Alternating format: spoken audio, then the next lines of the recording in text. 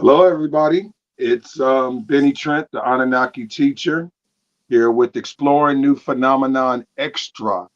And this is Christopher Peeble's show here, where we go into, the different things that Christopher's into. You guys know that's C Neo right there, the quantum critic Christopher Peebles. So he's in the house. I got Richard is in the house with us too. I can never pronounce your last name right, Richard. What's your last name? Strickards.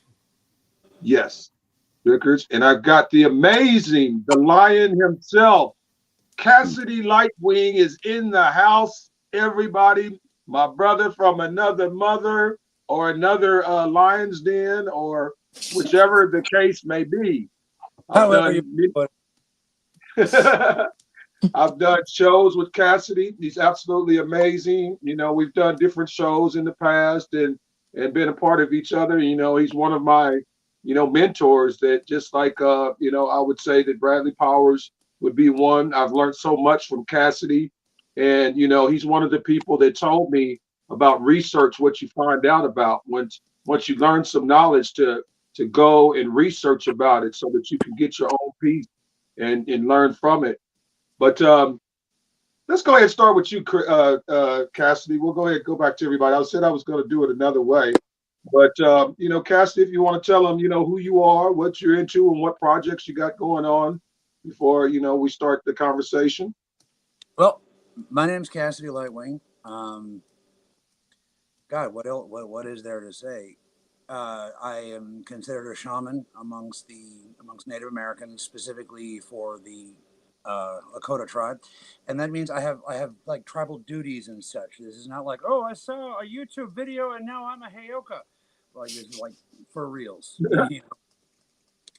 Uh, that has led me down a lot of different paths. Benny, do you want me to go into the lyric shit or not? Please.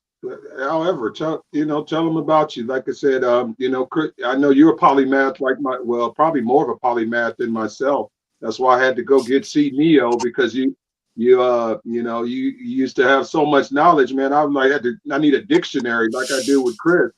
But he reminded me a lot of you. I tell you the truth, Cass. Christopher Peoples does remind me a lot of, how I learned from you a lot of things Hmm. that you guys are great. But go ahead, please do. You are not the only one that says that. Yeah, he does. All right, You know. so all right. So what I'm about to say, I want you guys to understand. I'm not saying I'm a spaceman. I do not have a spaceship. I was born in Colorado in 1978. Okay. That being said, I am a member of a race of non-terrestrial entities. They're calling us hyperterrestrials these days. And yes, I have proof.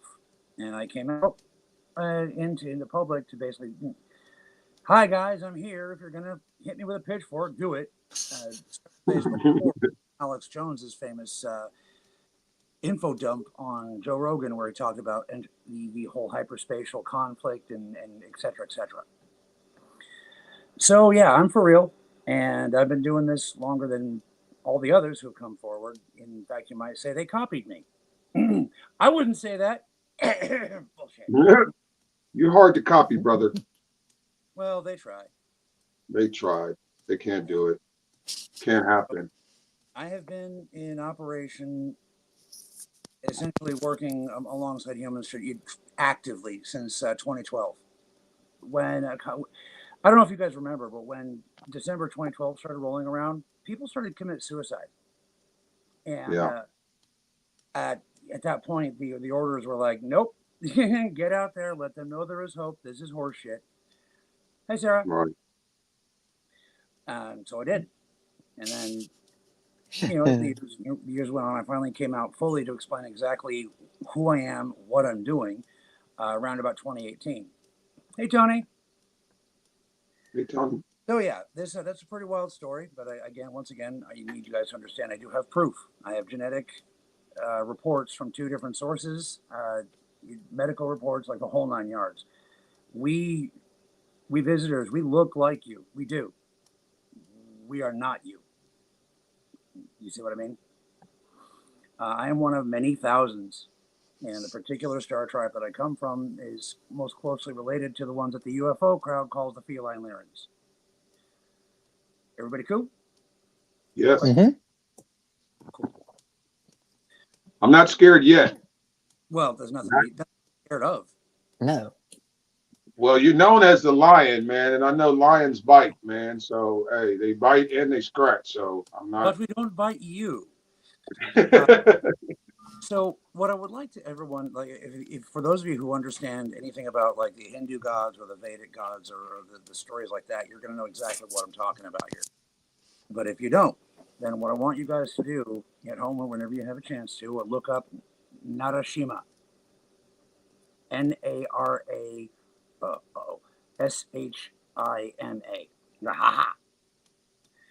The lion folk are here for a very specific person.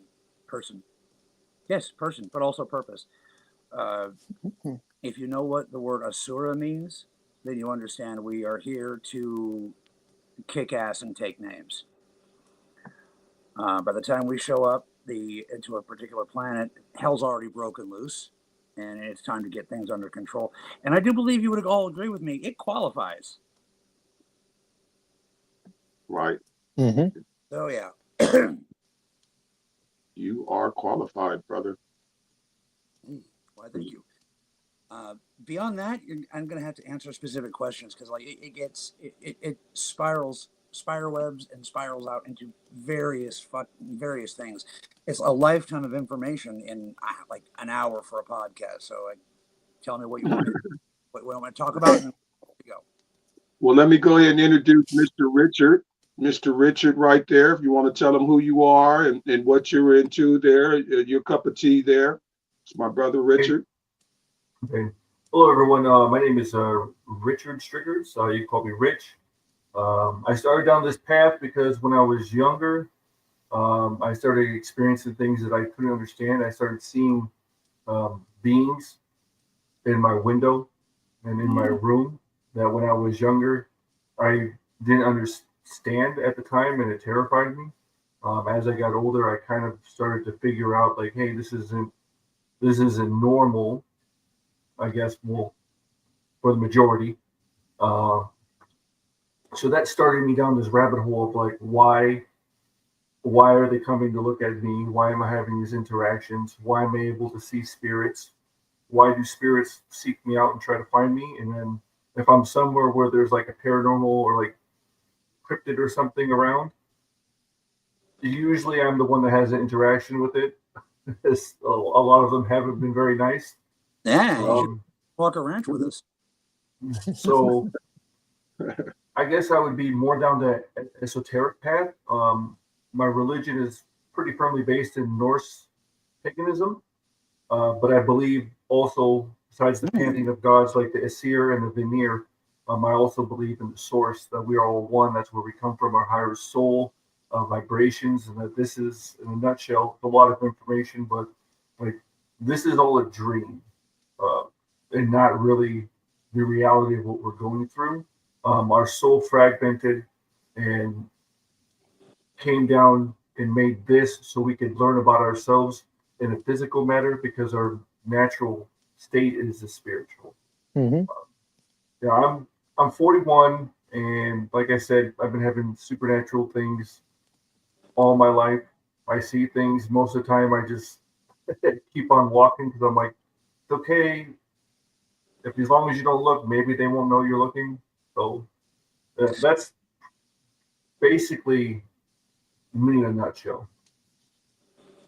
What you just described right there, I think, is why humans don't see what's going on around them. If you choose to live an extraordinary life, the extraordinary will find you. And what that means is you take the road less traveled, take the long way home, learn more, help people. When the call to heroism and adventure comes to you, as it comes to all, take it.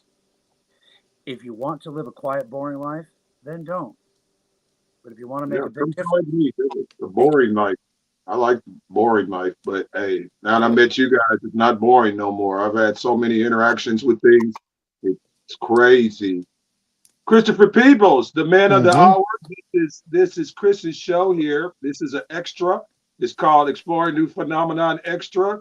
And the man right there, Christopher, is the host. I'm actually the co-host, guys, for Christopher's show here. You want to tell him who you are, and what you're gonna be, or something. I pick on him all the time, guys. But go ahead, Chris. I'm Christopher Peebles. I'm the Collective Creativity, and I'm a 21-year-old vision impaired with retinopathy of prematurity, aspiring science fiction writer, metaphysician, and a musician that makes music that calibrates the soul and the human body into oneness with each other.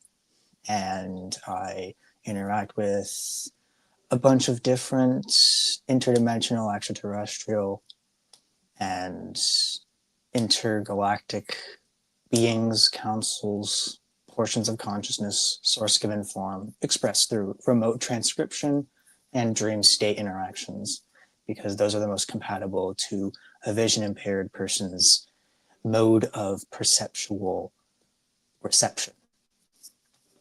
And I always am learning. I am a teacher, but I'm also a student, as we all are. Learn teaching and teach learning. That's a law of one reference. And take the long way home, or take the long road home. That's a Supertramp reference. And the road less traveled is a Robert Frost reference. God damn it. Did he just call me a tramp? I think he just called me a tramp or a super tramp. Supertramp, 1976, 1983. No, I'm born in 68. I'm talking about a band. Okay, yeah, making sure you went. Supertramp is a band. It's a good band. I know it. I'm just messing with Oh. Christopher. I thought he slipped one in on me. But Christopher, do you know? It's your show, there, buddy. Mm-hmm. From what Cassidy said and what Richard said, what question would you have for Cass or Chris? Or one at a time though, because I know you multitask there. Well, let's start with mostly like what your spiritualities are. And let's start with Cass first, since he has a lot to say.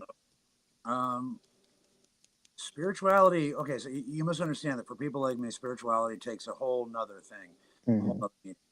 Like, for example, for those of you who believe in Jesus, you believe, having that faith, okay, that'll get you to a certain point. But once you can get to the point where you can lay on hands, D&D reference, and perform healings, your faith has to come from someplace else. Your spirituality has to come from someplace else, because like you just went zot and somebody's cancer went away. There's no faith there. That's knowledge now. To find your spirituality, you have to reach deeper and deeper into into whys and wherefores. So if I could sum up my spirituality in one relatively short paragraph, it would be kind of like what Christopher said earlier. The best thing to understand is we are all the dream of ourselves. This is not the real world by a long shot. You can call it the Matrix theory. You could, you talk about the Hindu dream theory, whatever you want. This is not the real world. I believe that too. I'm a believer of that, because like I tell people, I ask people all the time, okay, which one is reality, when we're dreaming or when we're sleeping? I mean, when we sleep or when we're awake, which one is reality? Because you're living in both of them. I mean, that shows it.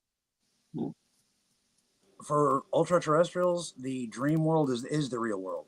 This world is the dream. You see? Yes, sir. Makes sense to me. Makes sense to me. Yeah. And Richard? So I would have to, in a nutshell, like I said, I'm fairly new to like vibrations and the chakras and being able to see and kind of understand a little bit what's going on behind the veil.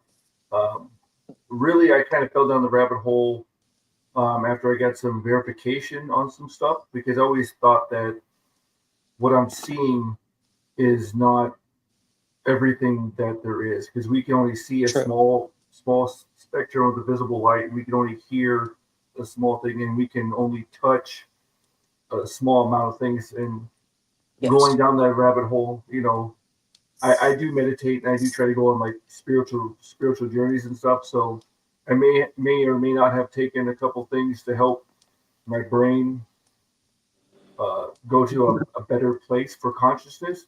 And when that happened, um, the world around me changed. Yes. Rich, real quick, can you tell us what you took? Um, it was um, it was mushrooms. What kind? I don't know. They were in they were in a candy bar made by like a good company Right. by Polka Dot. Okay. So for those of you outside of a place where this stuff is legal, like in Colorado, for example, you can get shroom candy bars. Like you can legally do ayahuasca and DMT in places like Colorado. I don't know where Rich is, but so for those of you who don't go judging him, in some places, it's very legal and encouraged for mental and spiritual health. Thank you, Yeah, Cass. yeah, I can 100% with that because before I started doing that, I had visited my brother because I live in Alabama. So down here, very conservative, nothing like that. But when I visited my brother, I just happened to walk into a gas station and was like looking around in California, like Northern California. And I looked and right there by the register, I saw the polka dot brand. I was like, really? I was like, which one do you? She's like, oh, get the Buddha. It's the best one. I was like, all right, I'll give you two. So I grabbed two. Um, so apart with the psychological effect, so if you suffer from a lot of this kind of gets sidetracked, but if you suffer from a lot of intrusive thoughts, like self-harming thoughts or like degrading thoughts towards yourself, and they're intrusive because you're not really thinking about it and you're doing something else, and they'll pop in, and you get bombarded with this negativity. Since I started doing that every once in a while, my intrusive thoughts are like almost down to zero. So anyways, I took some. I was going to share all of it with my brothers. One of my brothers was like, "Nah, man," and my other brother said, "I'll take a little bit." Well, Yes. he took a little bit, and the rest was just sitting there. I was like, "Well, if I'm going to do this, I might have started Yes. laughing as I was eating them and drinking them with coffee because it Of course. tastes like barbecue booty butthole, what I call it. It does not have a good taste. But anyways, so I did Wow. that, and I got you like a real like happy place. We had like music going on in the background, and I Yes. could I could like feel the music. And then I got to this point where I just closed my eyes, and in the center of the room looked like a funnel going down Yes. to a rings, and it had like looked like a grid pattern, but it was pulsing rainbow colors. Yes. Peebles, And I was like, Yes. who are you channeling? Shalanima from the seventh dimension. Seventh density, the oversoul consciousness. It's from the pre-Lyrans. Purple ones. We're going to that's disagree on that, awesome. but cool. So as I'm looking at this thing, it kind of freaked me out a little bit because I wasn't used to seeing something like that. Well, fast forward to the end of the night where I'm laying down in my bed, and I lay down and I close my eyes. As soon as I closed my eyes, I was no longer in the Airbnb bedroom. I was in a white room. White room. There was a hallway, and I could see these beings walking down the hallway, and they were talking, but I didn't understand anything they were saying. They didn't mean me any harm, but they would like occasionally look by and look in the door. So as I'm sitting there, I was like, what is going on? So I open my eyes, I'm back in the Airbnb. I close my eyes, I'm back in that white room. But then after messing around with that, like experimenting with it for like 10 minutes before I finally got exhausted and fell asleep, it was like a light bulb went off in my head. And I was like, holy crap. Like it just all clicked. I was like, when I'm awake, like physically awake, I'm sleeping. But then when I go to sleep, I'm awake. And I'm like, so why can't I remember my dreams? And it's not because I just haven't done the work, but it's not, to me, it's the other way around. When I go to sleep, I wake up and then that's where I'm going. So Yes. for me, I know that when I wake up, I'm going to wake up in a white room, kind of like a hospital room, and there's going to be these beings that are waiting to receive me to get up and then go do what I have to go do over there. And then once the time has run its course, I lay back down, and then the person that you see, Rich, continues this physical existence here. What would you consider that, Chris, that he's going through, Christopher? What he's going through is, shall we say, an astral experience, because it's not quite a lucid dream, because for a lucid dream, we use the wild method. The wild method is where you can do lucid dreaming. You use that to enter into a more family-friendly version of the astral plane that is more of a beginner story to tell as you wake up more to your higher realm versions of yourself. This is useful when you are learning to co-create with your reality as an extension of your own consciousness, a part of the larger extended neural network of your body of consciousness. The physical self, the center, that's just the body that walks around in the center of the Merkaba. But the full Merkaba itself is your body of consciousness, the things, the people, dot entity structure of all the versions of yourself that exists in an organized way, past, present, and future, all as one. You can use all of those in conjunction with yourself, unify it all together, and you become a reality mastermind, a wielder. You are the wand in physical form. You are source in physical form. You understand that when you are awake in one realm, you are asleep in another, because you have not mastered multimodal body control in multiple places at once, bilocation, trilocation. This is why lower density beings need to focus on one body at a time, because they focus on one time track at a time.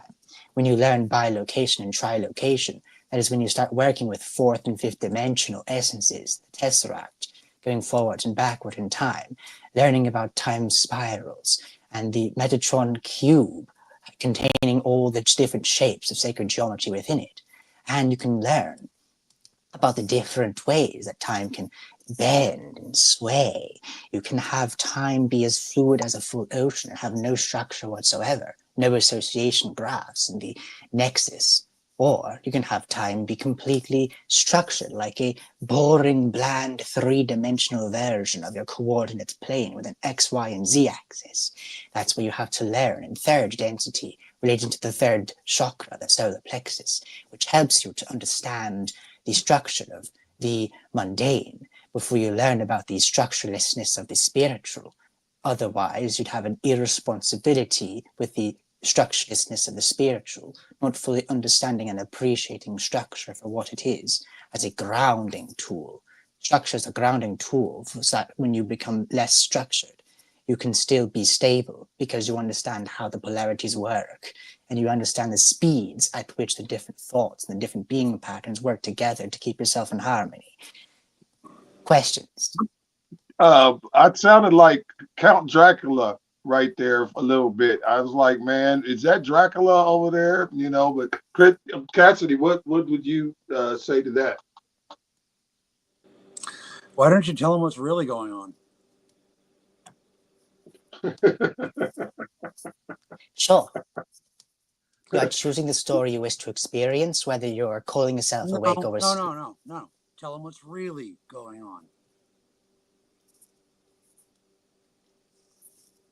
You chose about like...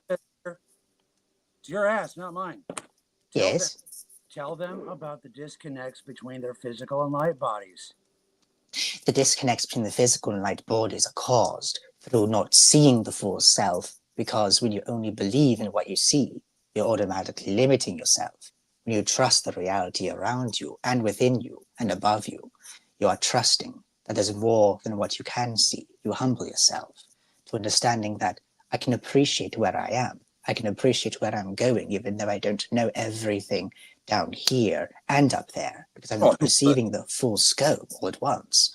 Because I am the lower fractal self at seeing the human experience, for example. When you're disconnected from the spiritual, you're only taking what you see in the physical and thinking, oh, I've lived on a beach all my life. Beaches must be all that exist.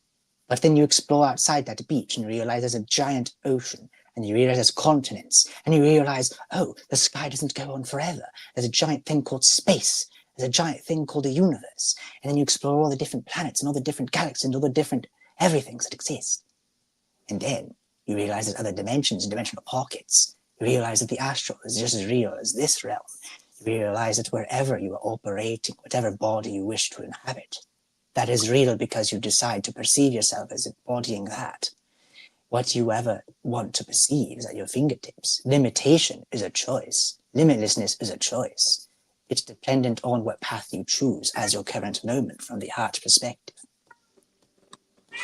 Yeah, I agree with all that. No, Good. sorry. It's just that when somebody like you is going to manifest here, they don't need to be jerked around anymore. No. Like, they need to be told the truth. And yeah, it's going to break some of them, but omelets are good, and you got to break some eggs. True. But for example, the freaking Hindus, they're already watching for our people. Like, I've been stopped by Brahmins myself, and I know other Lyrans who have as well. So they are ready to hear the big stuff. They're not primitives anymore. No. So I'm sorry if I was a dick, but I'm a runt. I'm allowed to be a dick. Ha! It's humorous Richard, from our does that perspective. give you, Richard, I know you had said that, besides that experience that you had some other experiences that happened to you. You want to tell about any other ones while I got, the lion and C Neo there to, if C Neo would make it where the answer is sometime within this hour, it would be. Yeah, I can. So the first one that I can remember, I was probably about five or six. I was in my room. I shared a room with my sister. We're on bunk beds. I was on the top bunk. We didn't have any blinds covering the window. And as an adult, the windows would have started about like right here. Just to give you, that will come in later for context of like how big whatever it was looking in the window. Okay. I couldn't sleep, so I went to go lean over the bed to see if my sister was awake, and she's passed out. The moonlight was coming into the window, illuminating all of her bed, but I was up in the darkness. And then movement caught me at the corner of my eye.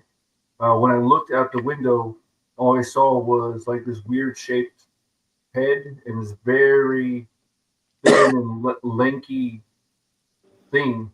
But the thing that like scared me the most, besides not thinking it was a person, was that it had to like bend down to look in the window.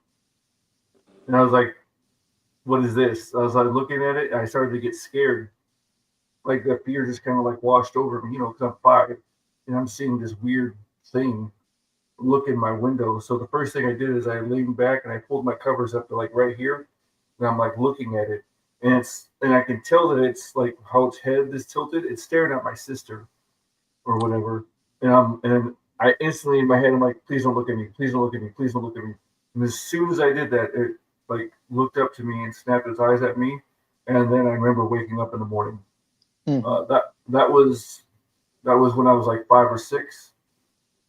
Later on in life, during my teenage years, me and my buddy would always be skating around town. I lived in a small town in South Dakota. It was like 736 people.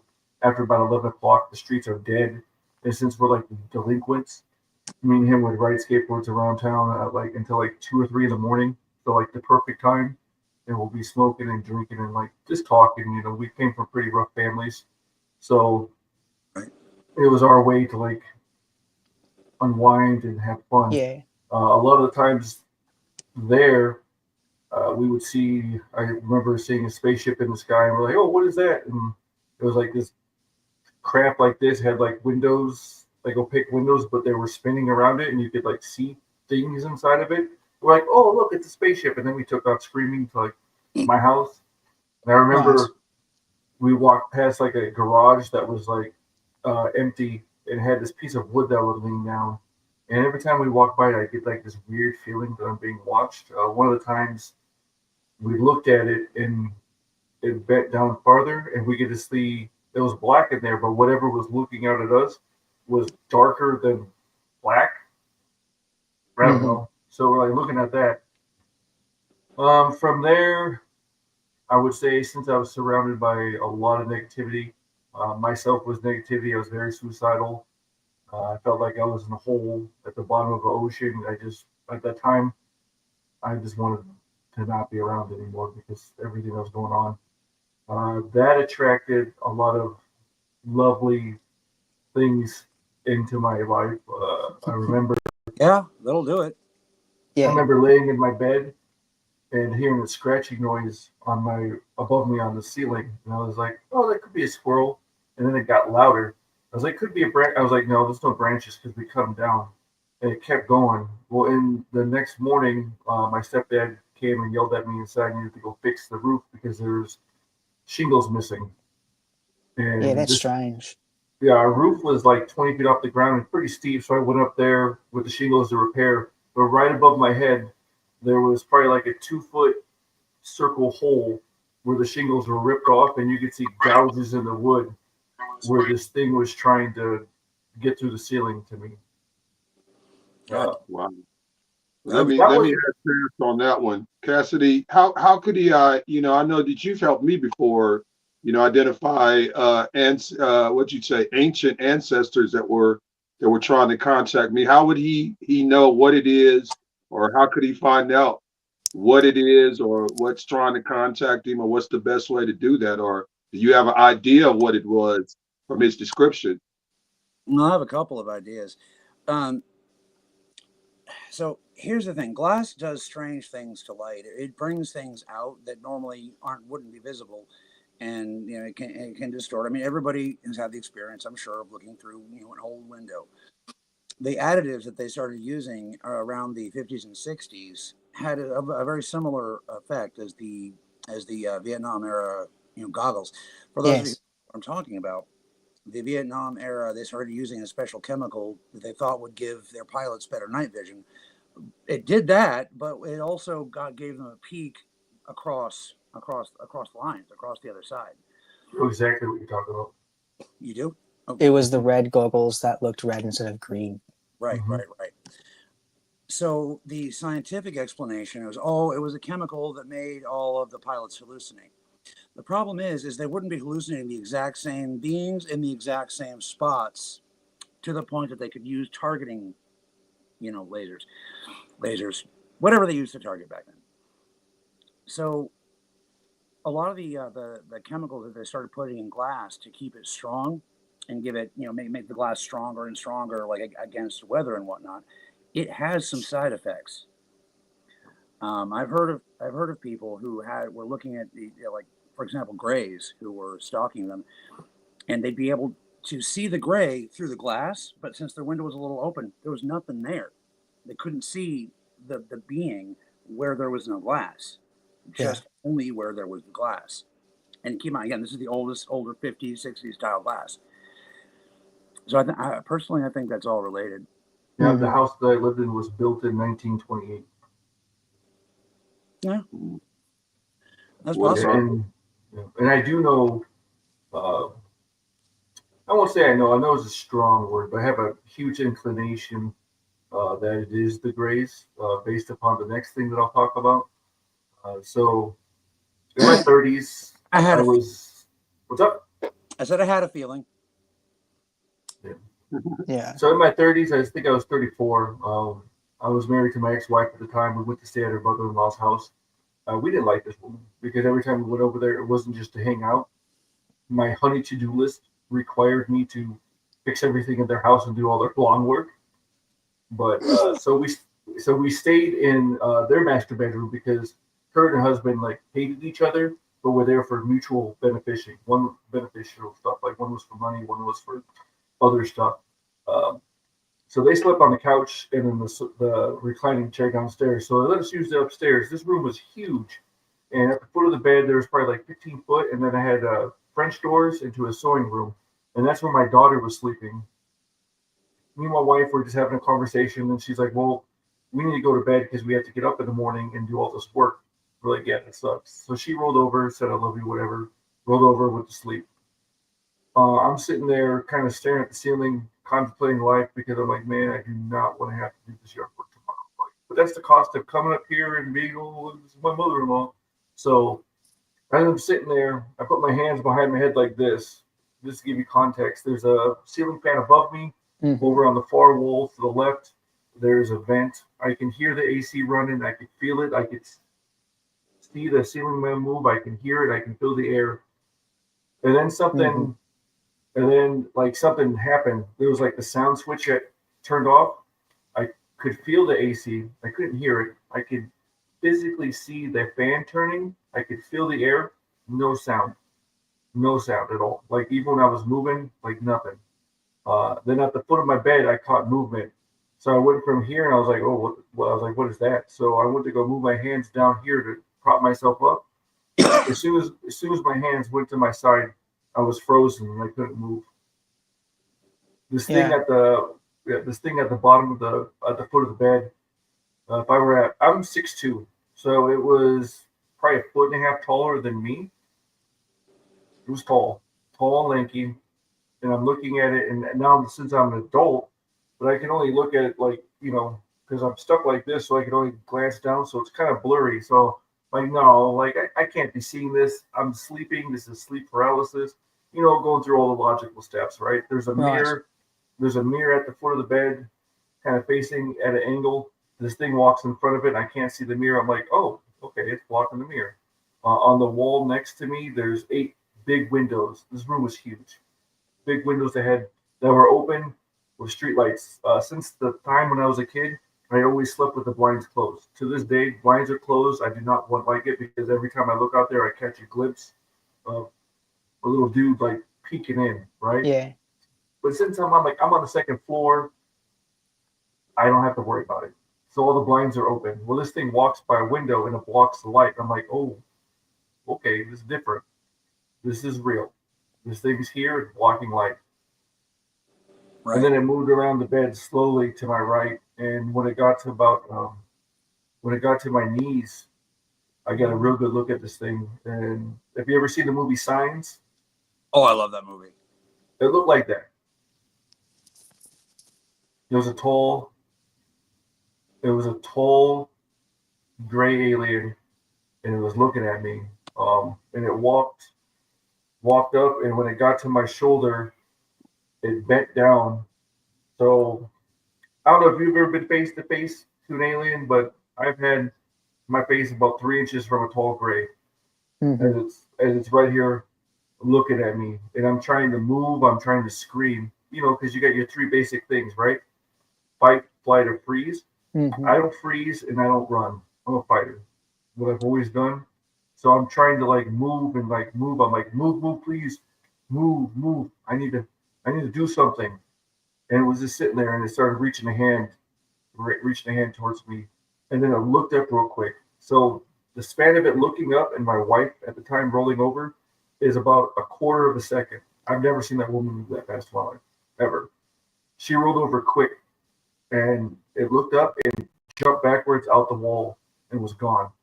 And when she got up, she was about to say the room was filled with electricity, because that's what it felt like. I know this because we talked afterwards. But as soon as she rolled up and sat up real quick, I was able to sit up and move. And when was able to move, I sat up and I screamed as loud as I could for about 20 minutes because I was terrified. And that happened when I was like 34. Hmm. That usually doesn't happen to people past a certain point of gestation, or puberty. Sorry, not gestation. Wrong word. Hmm. I got you. But I know exactly what that was because I could see it. Yeah. They manipulate magnetic fields to get you still in place because the electricity in the room when it left is a clue. So are you guys saying it's a PK manifestation? It's related to PK manifestation. Yes. A lot of the grays will utilize electromagnetic technology that is actually finely tuned enough it can actually burn a person with radiation poisoning, ionic radiation poisoning. Yes. Because So that's a step below plasma.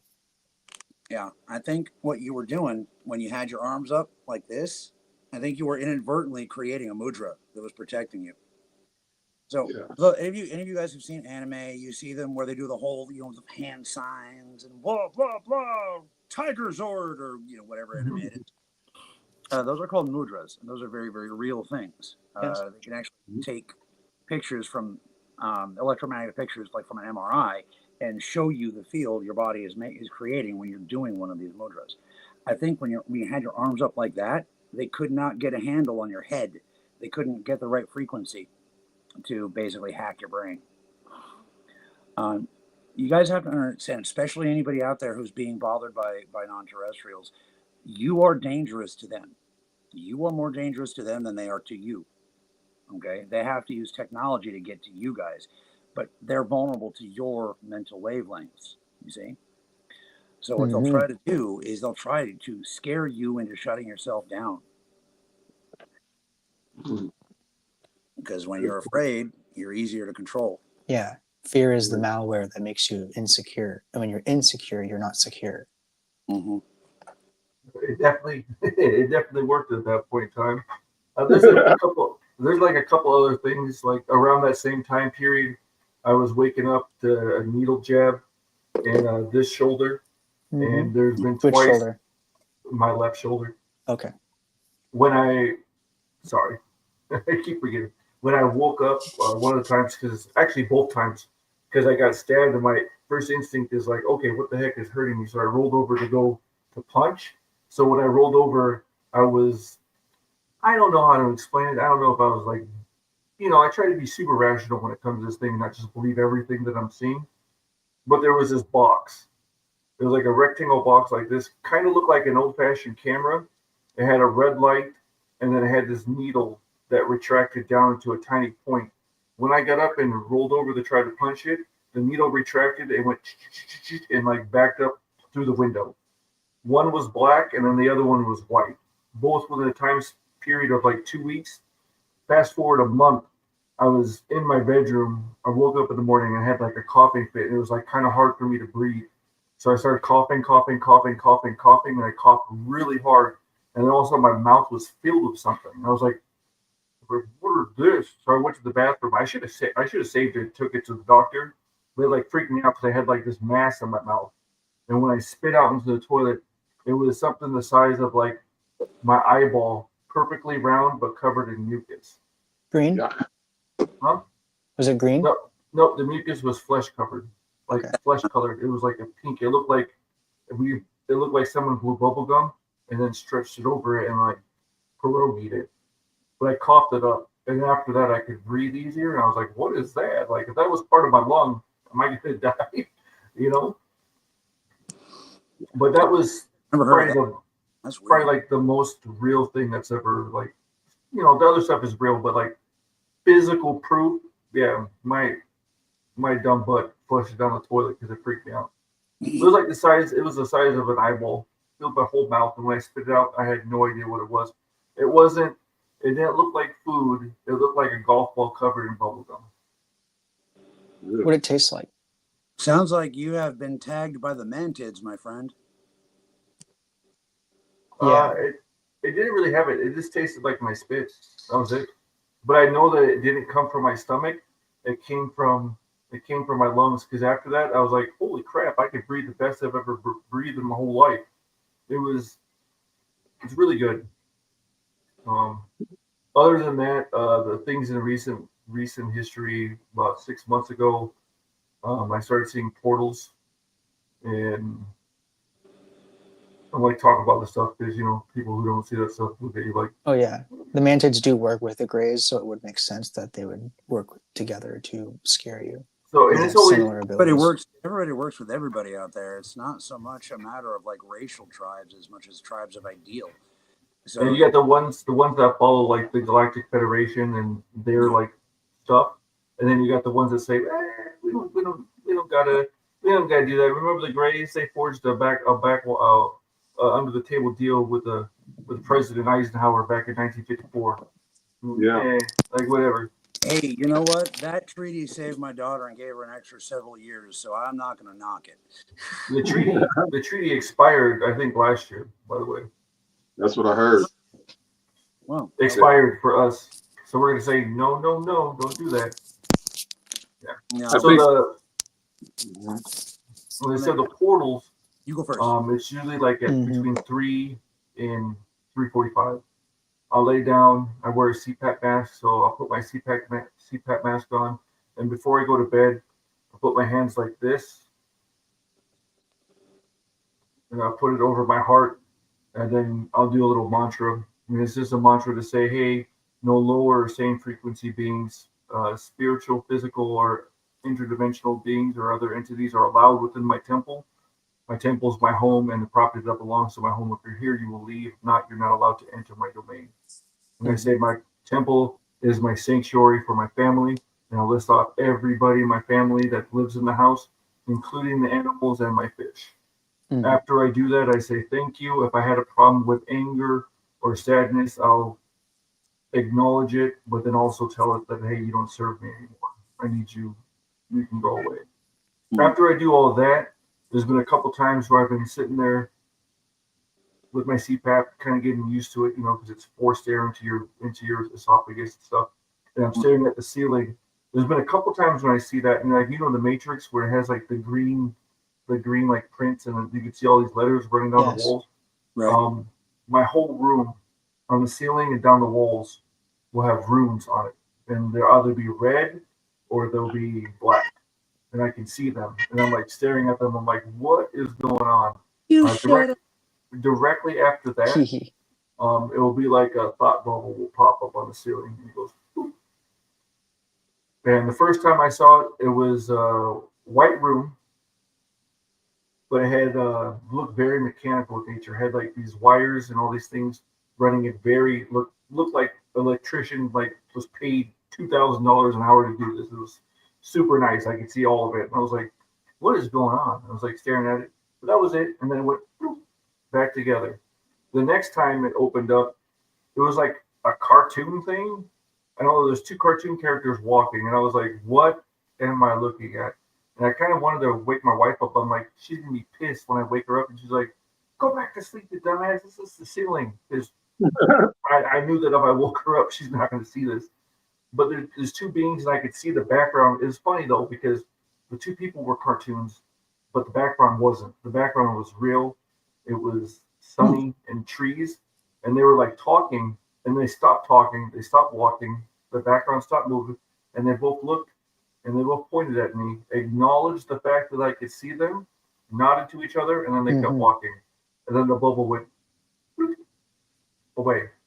The next time it opened up, it was the same exact white room that I was when I decided to expand my mind. And I could see like the foot of the bed or whatever and see the room, but I could like observe it. And it stayed there for like 15 minutes. I'm just like staring at this. So every time this happened, I was like, what is going on? I'm pretty rational, even though I've seen some what others would call irrational things. I was like, am I hallucinating? Is there part of my brain that's like not firing right? Am I getting like an overload of like DMT or something right before I go to bed? Or like, what is going on? So since then, whenever I start seeing or feeling that stuff like that, I always pay like really close attention. This is a recurring thing for me is number 333 all the time. All the time I see triple threes everywhere I go. My life path number is 11. Been really getting into numerology and stuff like that. It makes a lot of sense. I know this year is the year of the snake for me, so I just need to be careful with that. That would explain that's iconography in video games lately. The red and the black code that you were seeing is from the mantids. I checked the energy, it matches. Well, that's lovely. Mantis. Like the praying mantis? What The insectoids? Yeah, the insectoid beings. They look like a giant praying mantis. Some of them will have like a. They kind of look like praying mantids to humans. That's the visceral representation that they give to humans. Fair enough. Where are they supposed to be from? What Palladian, Ryan? They're okay. The Kute are from their own thing. I don't think anybody actually knows where they're from. They'll work with a variety of interstellar travelers, but I don't think they even. I'm not even sure they have a home planet. They might have like evolved out in space for all I know. But keep in mind, I'm Lyran, but I'm still a young Lyran. I'm basically when Malachal blew up, I was basically the equivalent of an 18-year-old kid. So I can't answer all the questions. Chris, I'm Pretty getting cool. that they have multiple stations or planet type places that they live on. Their civilization is spread across multiple hubs. yeah. That's what Possible. it feels like to me. It's probably one of the, because in our solar system, obviously we all know that the moon is artificial. It's a base. Yeah, The Greys are there with a couple other races, and they're then there with the Anunnaki and the Andromedans and the Watchers. besides that, we have 7 other artificial moons within our solar system. There's a couple around Jupiter, a couple around Saturn, and then they got one that's way out there by Neptune. Yep. Wow. A lot of y'all, if y'all don't know out there, our moon's been dated. Well, they say the date is 5.1 billion, Mm-hmm. and the Earth Older than us. 4.5. So Well, I yeah, was because at part of the moon light of comes from Theia. Theia is a Mars-sized planet that crashed into Earth and created the moon. Define artificial. So the surface of the moon, if I were to if you look at the craters on there, the craters that go deep, those are actually ports for ships to go in out of. The surface of the moon is probably only like 50 to 100 feet deep. And then it's metal. And then the inside is like steel girders and stuff like that. If you wanted to go on a trip and meditate, you could try a remote view and go explore the moon, but you're going to see a little bunker with a little gray alien staring back at you. Done it a couple times. As soon as he saw me, I was like, "Oh crap!" I was like, "Damn it!" I was trying to be sneaky. Yeah, Pamela Arlen has also said that she remote viewed grays on the moon. Yeah, The astronaut said that when they landed, it rang like a bell for an hour. Oh no, that was a different story. That's when they detonated some bombs. But what the astronaut said is that there were ships lining the craters watching them. But the ringing like a bell came from when they had to detonate one of the freaking engines, and Oh, right. They dropped it down. absolutely baffling everybody, except those of us in the know. But Right. I don't want to like be like that corrective guy, especially when it comes to things like the moon. But like the steel girders, when humans project into the moon, they see the steel girders because that's what their mind understands is going on. But you guys have to understand that in the center of the moon is a liquid plasma reality. Yes. Okay, thousands of beings use it and don't even ever see each other because they're all slightly out of phase with one another. Correct. So, yeah, I don't want to be like that actually guy, but I think it's important that people understand that what you perceive is a way more important than you think. Humans are creative, or creativity. That doesn't work. Humans are creative on the level of demigods. And then when you get y'all together believe in something, there's nothing you guys can't change. That's like a whole show about manifesting through our imagination. I have a 369 journal that I've been working with. Yeah, 3 for creativity, 6 for harmony, 9 for completion. Yeah, I would go into that more on the in the Academy episodes, but like we could fill like an entire month of specials every day and still only scratch the surface of the nature of consciousness. Yeah, it's just way too Let's big. do it. Well, and obviously, besides that, though, you could try to describe it in a nutshell, but the nature of consciousness is it's all from everybody's perspective. So your perspective would be totally different than mine. You know, just like Bill Hicks described it best, and I can't do the exact quote, but that part where I said we are the dreams of ourselves, that's from Bill Hicks's quote. Well, our thoughts send energy out through our heart, which is a vortex generator. yes. And when we think something, it goes out, and the universe is like, "Oh, you're giving it me." So if you have a bad day and you're like, "Man, F this crap," blah blah blah blah, the universe is like, "Oh, you had a bad day. That's okay. The energy's not going to come back." That's not how that works. You think the thoughts, and they go out, and then they come back. And then the best thing you can do is use your imagination to close your eyes, visualize. Okay, this is what I want. Let's say you want to get to a point where you want a big house, a nice car, whatever. If you can close your eyes, see it, feel it, smell it. If you're gonna lick your car, that's weird. But if you could taste it, whatever in your mind, and you get that exciting feeling, that's you putting the energy into it. And then what you do is you don't hold on to it, you just let it go. Because as soon as you let it go, it goes out.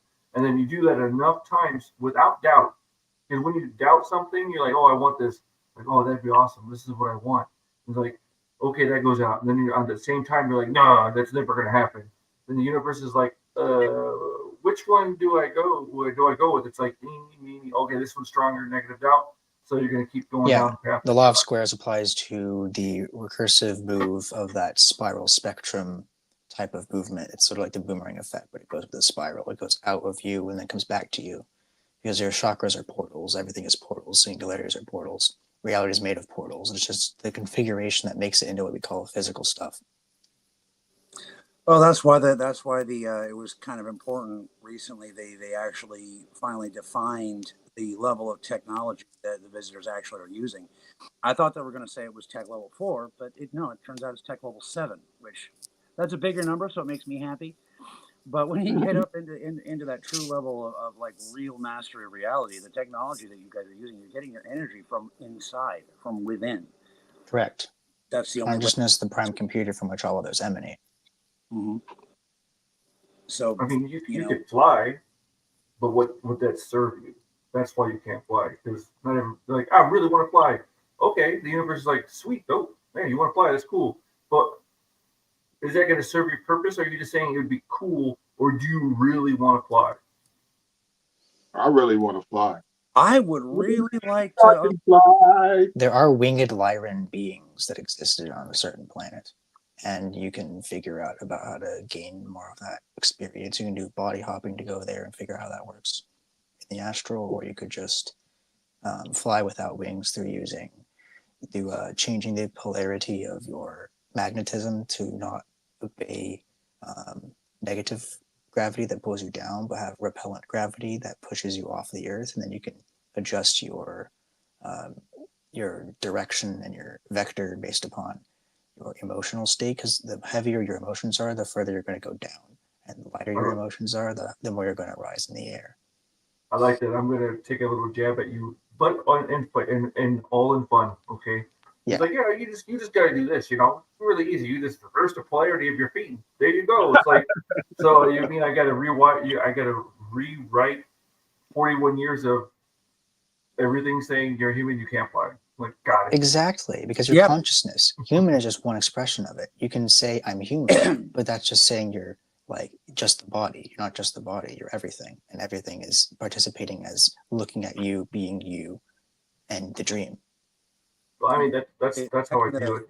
I'm me, but so are you. So are you. Mm-hmm. So are you. Different aspects of me. I'm you and not you and everything at the same time. I'm my ancestors, myself, and the future. Yes. I wish we could do an episode on how time is not linear. Well, that's what we're doing here. Because if you go back far enough into your past, you'll end up in your future. But to find out, a lot of people have this mistaken. You don't go out to learn. You go in. Correct. Because humans created linear time. Yeah. Past, present, future.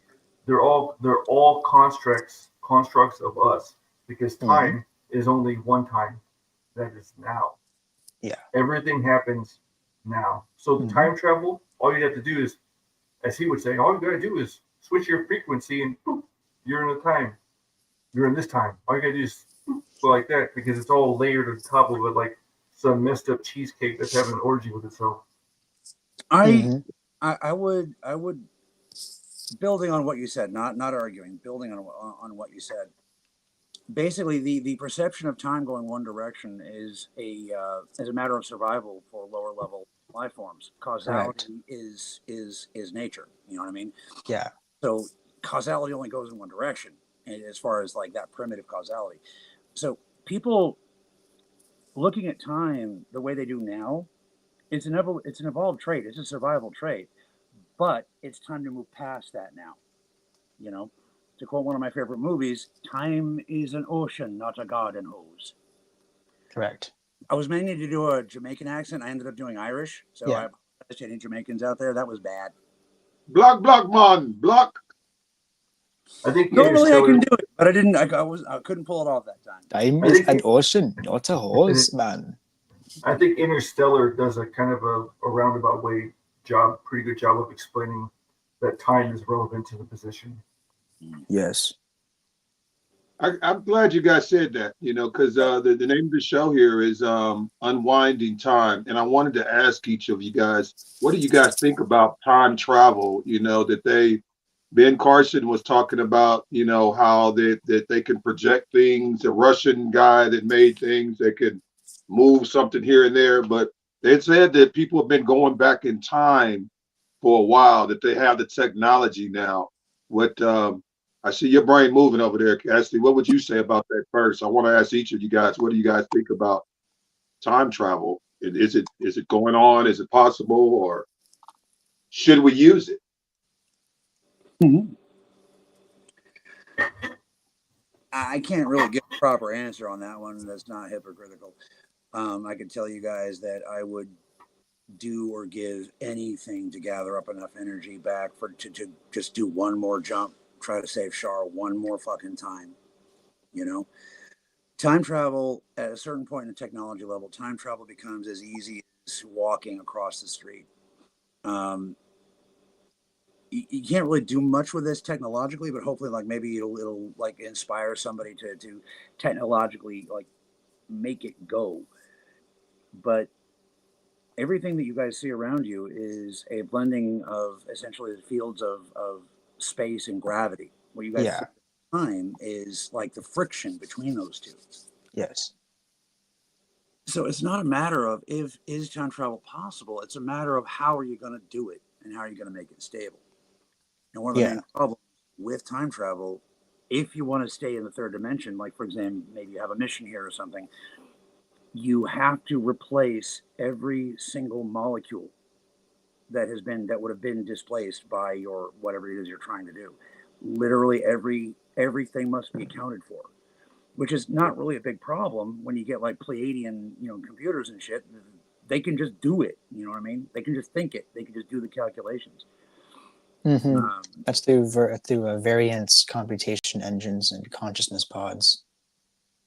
That was freaking bird lizards. I have a question, or because this idea has like been in my head for a little bit. I don't know. My intuition is telling me that it would be easier for us to go into the future than it would be go to the past. Even though the past we have a better idea because we can visualize what have happened to us in the past, even though it no longer exists and maybe never existed because we only know now. But I think we'd be able to go to the future more easily because you can have a more positive mindset, more positive energy towards the future since it's hasn't existed yet, even though it exists. So you'd have a more. Mm-hmm. That's just my thing. I think whenever we do time travel, we're going to send people to do it, but they're not going to come back because they're not going to be able to have enough energy or the mindset to come back. So they're like, hey, they made it. What happened? They chose to live in the future. Why would you come back, right? No, I agree with you on that one, but not quite for the reason that you think. So the past is actually just as widely varied as the future. Correct. The further you get away from a point in time, the more variations are happening. Multi-point origin theory. Right, exactly. So you're right. It is easier to go in the future because that future, quote unquote, hasn't been woven yet. So, in addition to it being more difficult to go back through essentially dirt that's already been that hasn't been mined yet, you also have to understand that the past is constantly unraveling. It is so dangerous to go back into the past. It is mind-boggling. That's why if you are going to go into the past, you don't want to go more than a few years. You see what I mean? You can unmake yourself. Well, I mean, even if you were able to, let's say, like, man, I really messed up here. If I could go back and just change that one thing, that's awesome. So you find a way. You go back in time, you change that one thing. Your life would not change, but a version of you that split off because you were able to go in the past would form another fractal of you and live the life of what would happen if you never would have done that. So, like, I'm driving. Well, yeah, there's infinite fractals of everyone in their dot entity structure. So for me, going back in time to change something, I don't think it's something that we should really pursue. I mean, yes, I'm helping the other me, But unless I know how to shift into different dimensions, I don't know. The dimension whole thing, I just know that the portals that I see is another dimension that I'm able to glimpse in because they let Well, that's a very noble point of view, but I do have to point out, I can't. I would burn down the stars to get my child back. Oh no, I don't take anything away from that. No, no, I know. I didn't take it that way. I'm just saying the idea of letting the past be the past is very noble, and that morally speaking, that should be what we do. But the sapient mind is the sapient mind for a reason. You know, planets don't just give rise to sapient species just because it looks fun on TV. You know what I mean? No. The whole purpose of the sapient mind is to make sense out of and tame the chaos as we all progress towards the next level of evolution, Hmm. which I is was under the understanding energy. that Earth was created to house the souls that were lost in the wars of past. As we attain higher vibration levels, when we get to a certain point, we either make a decision to destroy ourselves or go forward. But we failed multiple times in the past, Correct. so all those species send their souls here to get reincarnated, so we have another chance. Yeah. What if it's not that the planet was created to do that so much as the planet herself chose to? I was literally just thinking that sentence. Ah! Synchronicity. I Definitely agree with that. synchronicity. Sapience is more varied than people think. Correct. That's why there's this thing called non-biological life, which has a lot of different things: light beings, plasma intelligences, AI, anything. It's just all different levels of generative additive synthesis put together in different decentralized or centralized networks. And I believe in time as a decentralized neural network, like a fungal network. Past, present, and future all exist at once. The spirals you create are like the spirals of the chakra system, and the spirals that go between relationships. But you can have time be in any direction. It's an ocean, and an ocean has no shape but the container that you put it in. And the container you put it in is the beliefs of what you think time is supposed to be, not what time is when you don't define it. Therefore, past, present, and future can be in any relation to each other. And you can have any timeline. There's not just one timeline, there's infinitesimal timelines, as there's infinitesimal iterations of space. Yeah. Each state of being has its place, and each place has its state of being. Time and space put together are a state of being given form. I agree. I agree with some of it. Why don't I just switch places? You know, in one of the timelines where Char is still alive. The thing is it's so easy to think of everything in terms of, you know, from the self and what benefits the self. But this is an example of one of the things I'm talking about. Like, if I switch places with another Cassidy out there, that Cassidy is coming after my ass. You see what I mean? Yeah. Gotta get rid of you. But also, you wouldn't be on the path that you are now because you never would have experienced the loss to know what love is. Yes.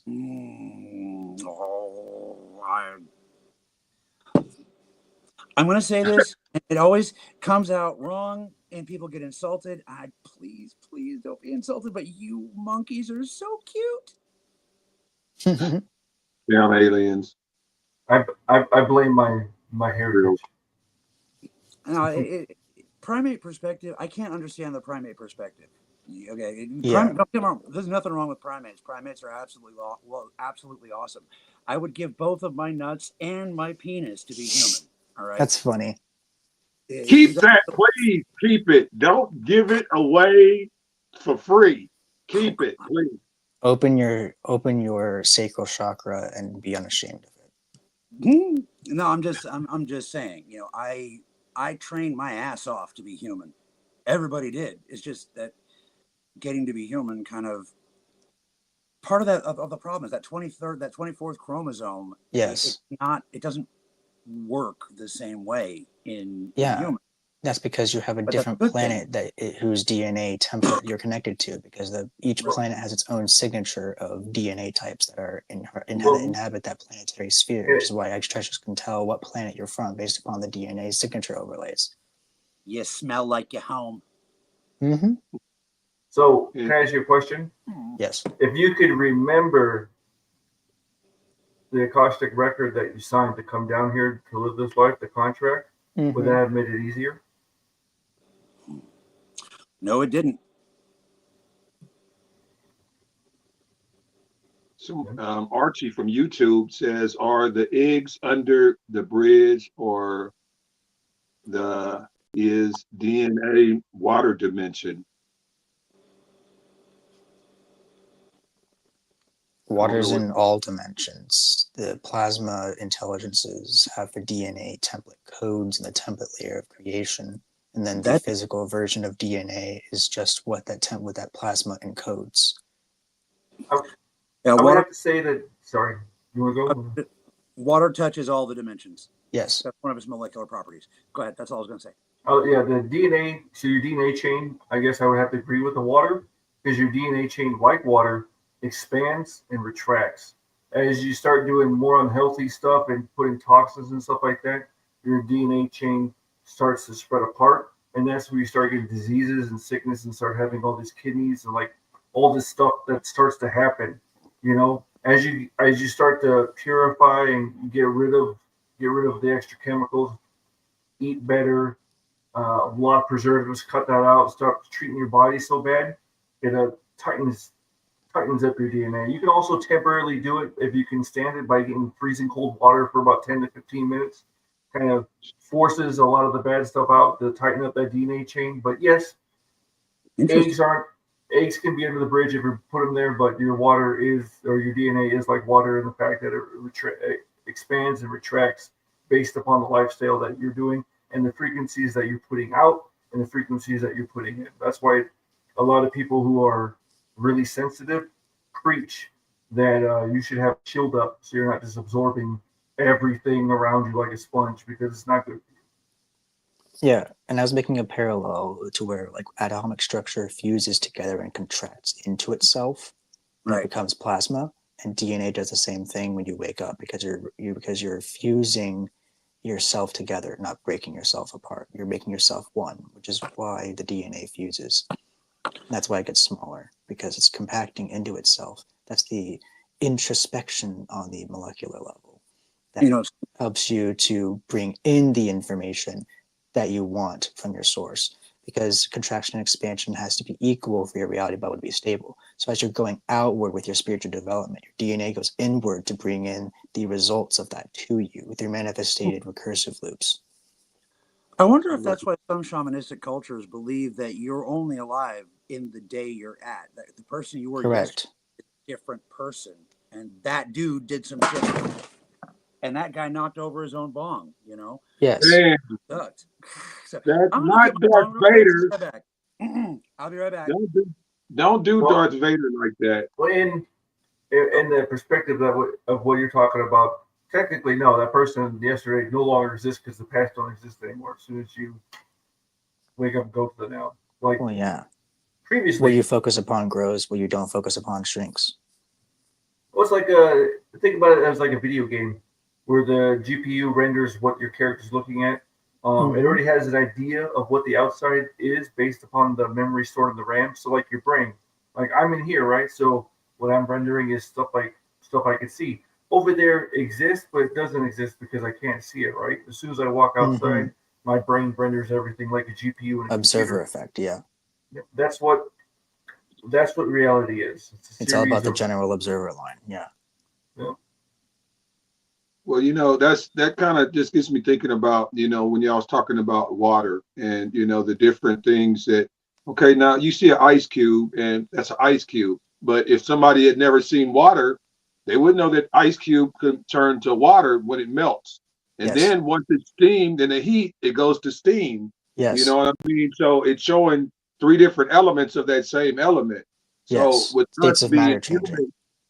human, and with us having 70% water in us, like I said, do we change as temperature change, or would you say that we change as climate? Or I mean, I don't know how to explain this question I'm asking, but the same way ice changes into different forms like that, we should be able to also, if we're made of mostly water. We technically do change form when we go astral projection. I Yes. believe that the reason why we're 70% water is because water is a very excellent conductor of electricity, which, Yes. by like my personality isn't this chewed up bubblegum that's within my skull. It's the little neurons that are firing the electrical spark, which is the fragment of my soul down to here. So I think Yeah. our body being 70% water serves as the conduit. So when we learn to align all our chakras, which is all like aligning an antenna, so we can transmit, it allows us to do that, Yeah. shoot our astral projection up and become one with our higher self, because if we didn't have that much water, I'm pretty sure we'd burn up through the Mm. electrical transfer. Yeah. Drink healthy, my friends. That could be molecules being what they are. Like we're still trying to figure out what life and like how everything works at this low level of vibration. But you got to understand that molecules are light slowed down to a solid. Yes. So however, Like Walter Russell said. right. So however that manifests through the various phases of dimensions, I think that's part of what we're all supposed to collectively figure out. You know. True, Mm-hmm. true. It's up to Yeah. us. So it's up to. I That's mean, Chris was talking about the other day. We was talking about the collective consciousness to be able to, if so many people, I think he said 1 to 2% of the world population was on the same level, on the same thought, and at the same time, or trying to Yeah. manifest Because something, reality or is made out of moved thought particles and emotion particles, because those are the different seed sprouts of the archetypes, the archetypal realm. And when you manifest things, you're taking the different singularity tunnels programmed with thought and emotion particles, because the emotion is energetic motion, and you move them around to make the atoms, to make the things that make the people, the trees, and the cars, and whatever, and position them with the events to the time polarity, which is temporal resonance, to make the events and the things that you've desired. That through that contraction of your DNA, the contraction of your Merkaba, through that recursive feedback loop, brings through your spiral awareness that you put out through your grounding cord, the earth brings it back through your crown. And then the crown of the third eye. The third eye is you're seeing the manifested form coming to you. And then the physical reality is when your two eyes see it. Mm. And then when you bring that to you, you get what you've asked for. And that's why what comes around goes back around to you, because of that feedback loop. And you need to be my, grounded to the earth and sourced to the sun, the moon, and source itself through those branches going out like that, because then you become the ownership of your own tree of life. my question okay. to you though is, with that collective consciousness, that Yes. number of people that you were saying, if they, are you saying that with the collective consciousness of that 1% or 2% of the population, we could change, or we could manifest how things Yes. are, or we can Because change outcome? the more people who focus on something, you get a bigger magnetic charge. And because of the law of squares and the way gravity works, the more heavier thing with more concentration is where reality will shift the scales to. And we can apply scientific principles in classical physics to variance physics. Variance physics is how soul Ooh, consciousness works, I right? like the way you Because put variance physics. yeah, That's not, because you have four states of matter, and the fifth state is super solid, and the sixth state is just pure consciousness, because that's when everything's fused into one, and you have that divided into three different types of physics. You have classical physics, which is the physical world; quantum physics, which is the inner world; and the variance physics, which is the fusion between the two, the bridge. don't forget hyperphysics. Yes, that too. What is hyperphysics? That sounds like one of these 2 to 3 year olds that I know. They're hyperphysical. They don't ever sit their ass down. No, no, not that kind. Um, Everybody will know like the concept that I'm talking about immediately. Like you all grasp this on an instinctive level, right? So you know how an atom is so small, correct? Well, yes. the everything that we know of in this whole universe, right? In this entire, I'm going to go as far as to say in this multiverse, okay, is one atom on a high enough scale. Mm. Yeah, because No. of fractal recursion and expression of the duplicates of fractals that you can see around you. It's all just one thing duplicated a million times in different iterations.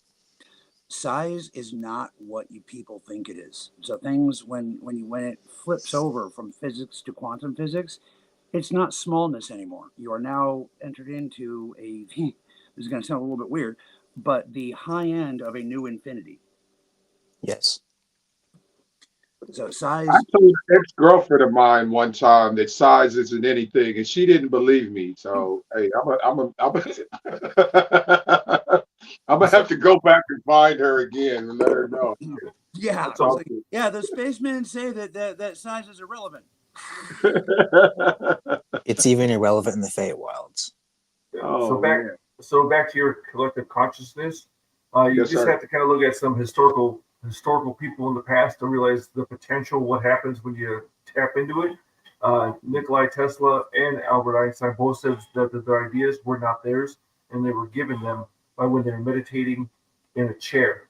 Yeah. Yes. So when they're meditating, they connected to the universal consciousness, which is all knowledge, past, present, future, or Correct. now, all together. And that's where Einstein got his E equals MC squared, and that's where Nikola Tesla got his electric car, AC, AC power, and everything like that. He created way more than anybody will ever know because he was They murdered, stole and it. then they took all of this stuff. The worst At thing that age he, at 86 in 1943, the I the think. worst thing that the worst decision he ever made was making an enemy of Thomas Edison.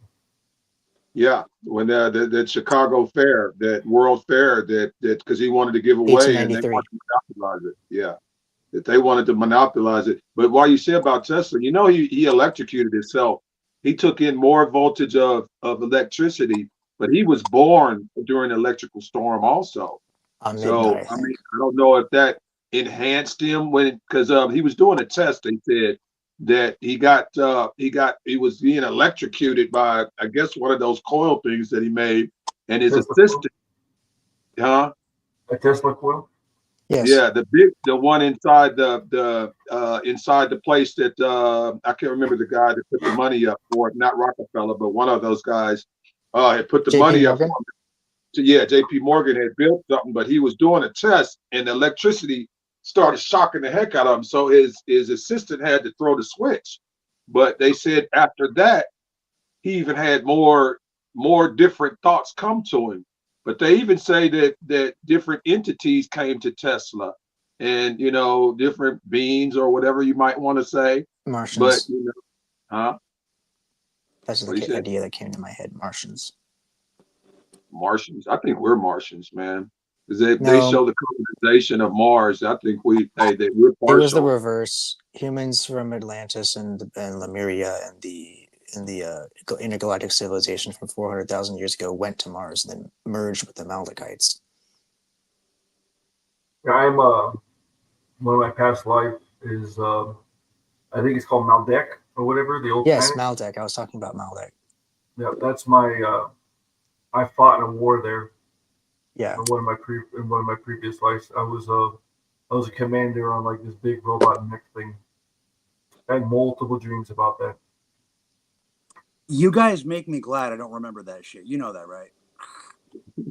It wasn't bad. I didn't get to see any of like the the negative stuff. It was just me like coming out of my massive like little iron tin can and being like, huh, time for break, and just walking out. But I remember being on like a pretty red planet. Well, to hear the human psychics talk about it, that period between Earth and Mars was apparently very, very violent, and that's just to hear. Yes. I wouldn't That's know it was not here. that's why all the Maldecs died. 500,000 years ago, yeah. And then they went to Mars. They're as refugees. They went to Mars, and then they mixed with the runaways from Atlantis that went left Earth. They went to Mars in their flying vehicles. There's a YouTube channel called Spirit Science. They do some really good explanations from their point of view of that of all of that going on. Yeah, I've heard of that channel before. You know, So I was going to ask you, not Cassidy, because I know that you talked about the Galactic Federation in the past, and a lot of people aren't aware that they said that it's been a wars going on in the universes and all of that for a long time, and what I'm give Hmm. everyone With else some out there. redistributions, yes. Yeah, that a lot of people don't understand that because one time I was looking at the moon and it looked like two ships was doing some kind of weird stuff up there, like they was battling out and going after each other, playing cops and robbers up there one time. And I was like, am I really seeing this shit? Yeah, You know, it's a hologram. You're fine. Yeah, that's correct. Pamela Arlen said that the moon that we see from Earth is a hologram. right? But I'm talking about the ships I was seeing moving around that with the different lights, and it looked like they were playing cat and mouse, and it looked like there was things being fired. But Yeah, it was so far away. It was like behind the moon. I'm not saying they were at the moon, but you could see they, something was going on, and they kept going behind the moon and back. I think I tried to film it one night, and I they was like, definitely "Wow, weren't trying to shoot each other. They're just over there trying to talk. playing with us, Or playing with playing." each other. They Well, were I playing mean, with each other. That's what it felt like. if some of the species would just do what the Galactic Federation wanted and not break protocol, we wouldn't be having some of these issues. Well, the quarantine field is lifted from Earth since December 2021, so there's that. I am going to disagree with you, Rich. And it's not that you're wrong. Okay, this is a point of view. Well, you probably know more about this than I do. No, but that's not what it's about at all. That's not what I'm about to say at all. Because a lot of psychics, and a lot of people that don't know they're psychic, when they go to sleep, they end up at these council meetings, and they'll come out with different descriptions. But I disagree in that the Federation can kiss my ass. Okay, they can kiss it all the way from the tip of my tail to the tip of my nose and all the way back. Their bullshit neutrality is what got this fucking planet where it is. Okay. Uh, it is an absolute atrocity to the point of being a Holocaust. Like, you guys are not, to put it in Star Trek terms, you guys are not a pre-warp species. All right. They have marooned your species. They should have been down here helping 11,000 years ago. Mm-hmm. Instead, look around. We had the reptilians and Anunnaki down here. Yeah. doing Yes. stuff. There's And also the Anunnaki inner Earth left. reptilians too. They're still here. That's why people go missing in national parks all the time. Yeah, there's portals there. Multiple kinds of reptilians here too. There's the natives, there's the native ones, which the Native Americans refer to as the Serpent Tribe. Very Naga, various names. But then there's also the Dracos. Yeah, and like the ones that are native here, those are the ones that helped the Native American people. Yeah, and the evolved Saurians. The other ones were pretty much like chicken noodle soup. I say that all the time on the show. They taste like chicken. That's why when I eat chicken, I'm imagining myself eating dragon, and it feels good. Well, Wow. who was that guy that was talking about the alien base under Dulce, New Mexico? That he got into a shootout with the aliens down there because he went too far down and he saw the bats. And he saw the bats. Yeah, that burnt his finger off. The guy that Balthazar? burnt his finger. Yeah. No. It was no, it wasn't Balthazar. It was another guy. They found him dead in a hotel alongside the boat. He was on the run. He's talking about the one that he was working there. He came out as a whistleblower, and it's something about that there was a laser that burnt off his hand, a few of his fingers. It wasn't Lazar. Yeah, he lifted up his shirt, and you could see where he was zipped up by a laser. He said he went too far down and saw the cook, the kitchens where they're turning us into primordial soup to be absorbed through their skin. What is his name? I forgot his name, but he ended up being disappeared, and something Bill happened. Snyder. They found him dead in the hotel. Yeah. Bill Snyder. Yeah, there you go. And they found him dead in the hotel. Yeah, that scared me. Like Yeah, I said, when I started learning knowledge, I strangled was like, himself from yeah, that behind with an was extension cord. 7 yeah, dimensions. yeah. That was Mhm. kind of spooky. Lazard, he's remarkable. I mean, I remember you saying something about it, Cassie, in one of those old shows. That what did he take out of there? What did he Element take out of 115. He took out what they refer to as element 115 or one. Yeah, I just said that. Bad with numbers. there?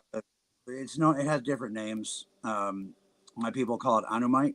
This is the closest you can get to our word. But yeah, that it's a super heavy element that exists down in the core of life bearing planets. One of the questions amongst as scholars in the galaxy is, does the element create life, or does life create the element? We don't really know. You know what's But crazy is he said he stole that, and they're like, "Oh, that element doesn't exist." And then what? Like 5 years ago, they made it. yeah, he stole it. They got the supply that they got, that the government had. They got from derelict crafts. Because it doesn't degenerate. You could find a 20 million-year-old craft, and the animite supply will still be fresh.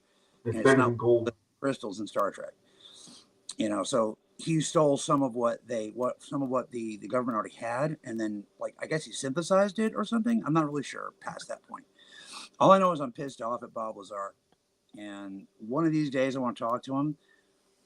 Cameron Logan almost put me on the phone with him once, like right on the spot on the show. I'm like, no, I can't talk to him right now. He was like, why? Are you afraid? I'm like, no, I'll rip his head off. Yeah. Why are you I'm mad too at fluffy. Bob, man? Why are you Because mad at Bob? he had a chance to restart the golden age of technology, and instead he bought a Porsche. True. He had the Animite. You guys could have infinite energy, replicators, matter energy conversion, faster than light travel. You could have all of it right now. Right now. Not in a few more years, right now. Well, He was rumor in has a it position to do that, he and he still has it, but he's stole. hiding it. Yeah. Yeah. Yeah, because that's what's keeping him alive. Yeah. Mhm. And to be completely honest, and if I ever Bob, if you get to see this, I don't take this personally, but you fucked up my life. Darn, I thought I did that. No. But see, the problem is when Bob Lazar did what he did, that taught the government how to deal with existential cognito hazards, I think is what they're called. Something where Yes. just knowing it puts you in danger, right? hmm So when right, so I've worked with the government a few times, just like little bits here and there. But when I healed Clee, the change was so profound that the CDC got a hold of me. Like, okay, well, what's going on? And I explained to them, they were basically, what was going on is they were afraid of a Lyme disease outbreak, so they wanted to know how the hell I did what I did for Clee. I explained to them, and the cross reference, okay, you're this guy, and about 2 weeks later, we were erased. Like, we were erased. Um, all of the records, for example, showed that the house that we were living in, that we were renting, was condemned 9 years before we moved in. We had no records all of a sudden, no educational records all of a sudden, no rental history, no nothing. The only thing they left was my terrible credit. Wow. Makes That's sense. Sound like karma a for sure. Yeah.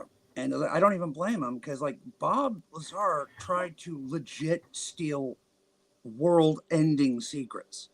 Okay, if he wasn't a red-blooded American, that could have gone a whole nother way. Okay, but because he did what he did, now they have these protocols. Now they have all these problems. So people that could come forward won't. Right. I'm not crazy because I say that I have this DNA. I'm crazy because I came forward. You see what I mean? hmm Because, like, people look at Phil Schneider. Well, why aren't you afraid of being Phil Schneider? It's like, because I play 7-dimensional chess.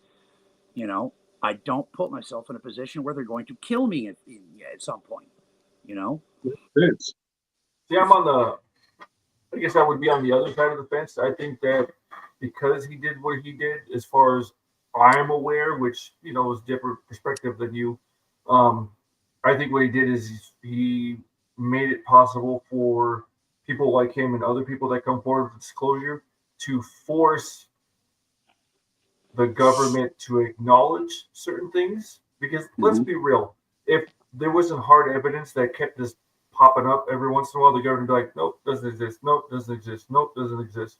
So I like that part. I'm a pretty big fan of this whole CE5 movement. I'm still on the fence because I'm like, well, how do I know when I go up there? And I mean, yeah, I could like connect through love. Well, like, what am I gonna be bringing down? And that's just because I don't have experience. But I've watched the videos, and that's some crazy. If you guys haven't seen that, I challenge everyone watching and whoever watches later on to go look up Bob Lazar and the CE5 project and some of the videos that he has posted on YouTube. It's nuts. Stephen You can Greer, see yeah. Stephen Greer, interdimensional being, or yeah, Stephen Greer, Dr. Greer, my bad. But you get like, Chilcom was the interdimensional being that came to him when they was doing that. Because I did a few of those with the Stephen Greer protocol that I recorded, and shit happened.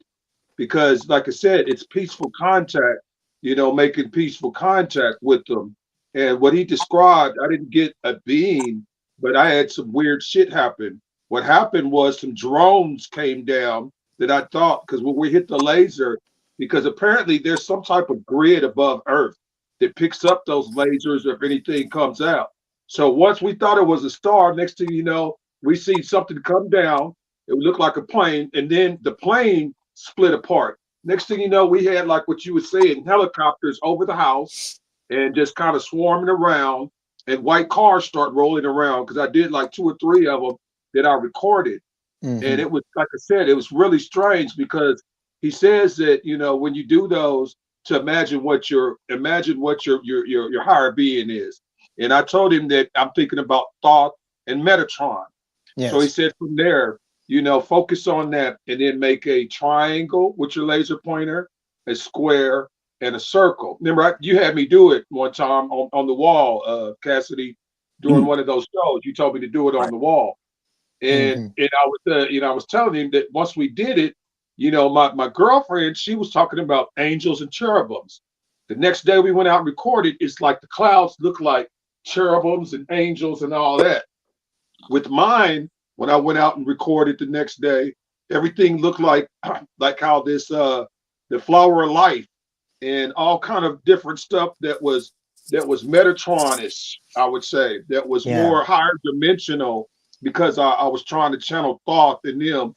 So, like I said, those CE5s, because I seen the one that you're talking about where Tilcum was the alien being that came down, a little light being that was there with them for a little while.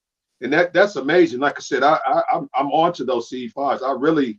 I stopped doing them because my phone started getting tapped. I knew my phones were getting tapped. I started getting glitches. My phone started acting crazy, and weird shit started happening to me. Right. So I think when you're looking, like I said, we start tapping into some of these things that Stephen Greer can get away with it. But some of us, hey, they want to know what you're doing. Hey, speaking of which, with a little quick side note, I'm actually one step closer to being able to speak to Greer. Yeah. So keep your fingers crossed for me, guys. I will. I love that guy. That'd be awesome. I love Stephen Greer. He lives about 15 minutes from my brother. Oh, that's weird. Mm-hmm. It's not that I'm a fan of Dr. Greer. I am. I'm not a fan of Dr. Greer. I don't dislike him. It's just that's not my thing. If he drew comic books, I'd be a huge fan. You know what I mean? But he's just not the kind of person I would be a fan of. But I do respect the shit out of his work and his intelligence and what he's doing. And personally, I need somebody like Dr. Greer to look at the damn DNA reports and then follow through on what needs to be done. Right. So, But he works so close with the government, though, because they go to him for answers. hey, they tried to save my daughter's life. I have zero fear of the United States government. I don't know who it was erased us. It was probably the same people that erased Dr. Lazar, but Yeah. well, like I said, I've told the story on Coffee Time many times, and I'll probably tell it many, many more. We were poor as shit. You know, when Char's heart started to die, they were like, "All right, sucks to be you guys," you know. And then they did the DNA test, and I was like, "Okay, Shannon, it's gonna be okay. Watch this." And she didn't believe me. I love my wife, but she didn't believe a lot of this until until just in the last few years. Mm-hmm. And they found the chromosome, and as soon as they did, they jumped into action. So Char got better care than, like, you would have to be like the Shah of Iran to get the kind of care she got. You know what I mean? Best doctor in the world for heart stuff, best, all of it, just the best. And the government was, they were straight up. They're like, look, we have a vested interest in her growing up to be a very happy, proud, patriotic American. And I'm like, Mm-hmm. yes, patriotism. Bro. Right. I think that's a little weird. You have no idea how hard it is to be a visitor or a starseed in other countries. Like, Yeah, if I was born in Russia, I'd be 50 yards underground with a number burned into my forehead right now. that's why a lot of extraterrestrials see America as the best place to go. Mm-hmm. America has a role to play in the coming history, but so yeah, like they did everything, like literally everything within the human power, other than the heart transplant. You know, because that was the last thing they could try. I mean, they have this like augmented reality shit that they put on her head, and it was supposed to measure her intelligence. And it comes back, and they're like, okay, so yeah, this confirms it. You guys don't have an intelligence we can track, which is not to say it's too high. It's very different. That's all, just different. Okay, Mm-hmm. I'm an idiot, folks. Don't forget that. So it just they did everything they could. So I have zero fear of the government. I know they're going to want a piece. That's fine. I signed off that they could use all of that back when I was 21, when they first found the DNA in me. So it's part of the mission. Well, I'm not worried about that. sitting here, Mm-hmm. feeling the emotions that you're talking about coming off of, um, my intuition is telling me to say that you were loved. It wasn't your fault.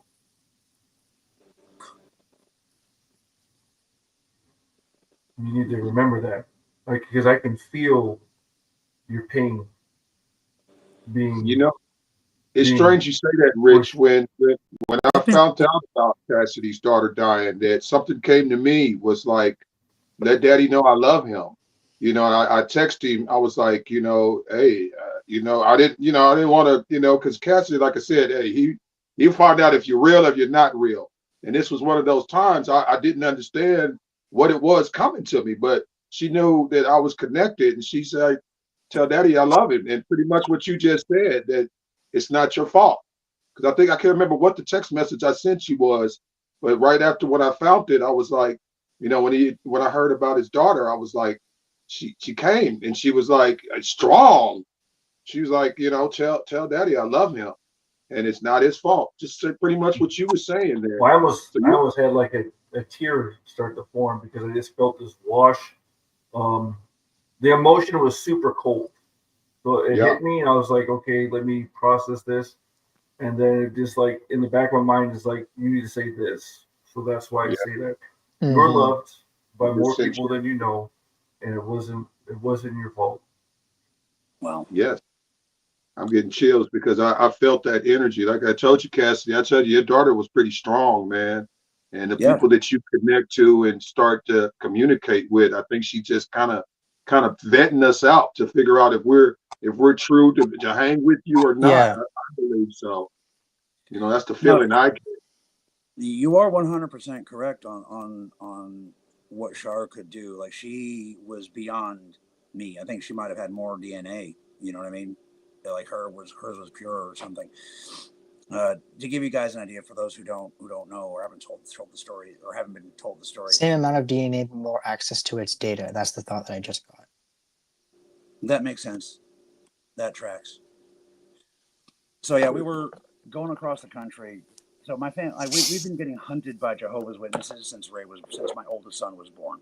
My family are Jehovah's Witnesses, and they are not happy that I am not in the Kingdom Hall being Mr. Guy. All right, they wanted me to be an elder in the kingdom, all that shit. So we were going across the country, Mm-hmm. So my people may be lions, but we do not love war. Okay. There comes a certain point where you've seen too much blood. So even one more drop is too much. Okay. So we chose to run rather than engage, you know. So we had gotten to Illinois and we were trying to just get anywhere rather than be in the snow in Illinois. And this lady was gonna rent us her house. And she was a friend of somebody who was watching the show. Hi Lisa, if you're watching. And she was like, "No, the house is below code. We're doing renovations. I'm sorry, but I can't do Mm-hmm. this. You guys got to go."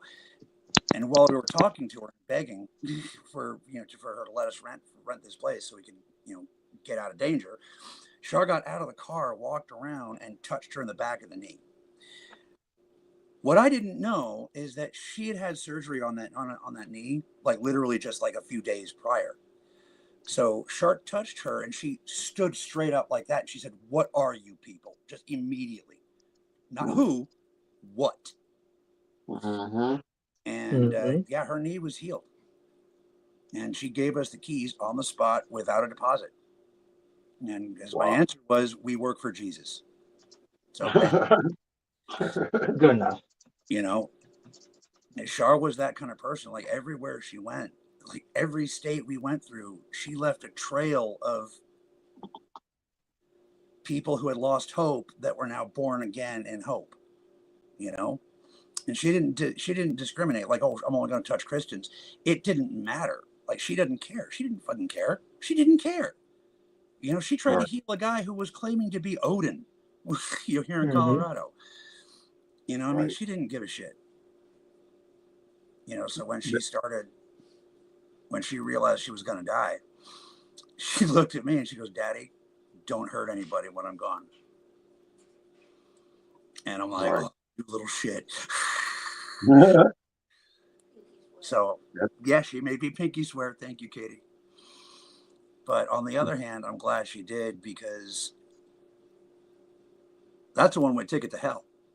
And I don't mean like Christian, like, evil Lucifer with a pitchfork hell. I mean like existential hell, you know? right. Revenge Yep. does not satisfy the grief, no No, matter how bad you want it to. no, it just sinks you down in a hole.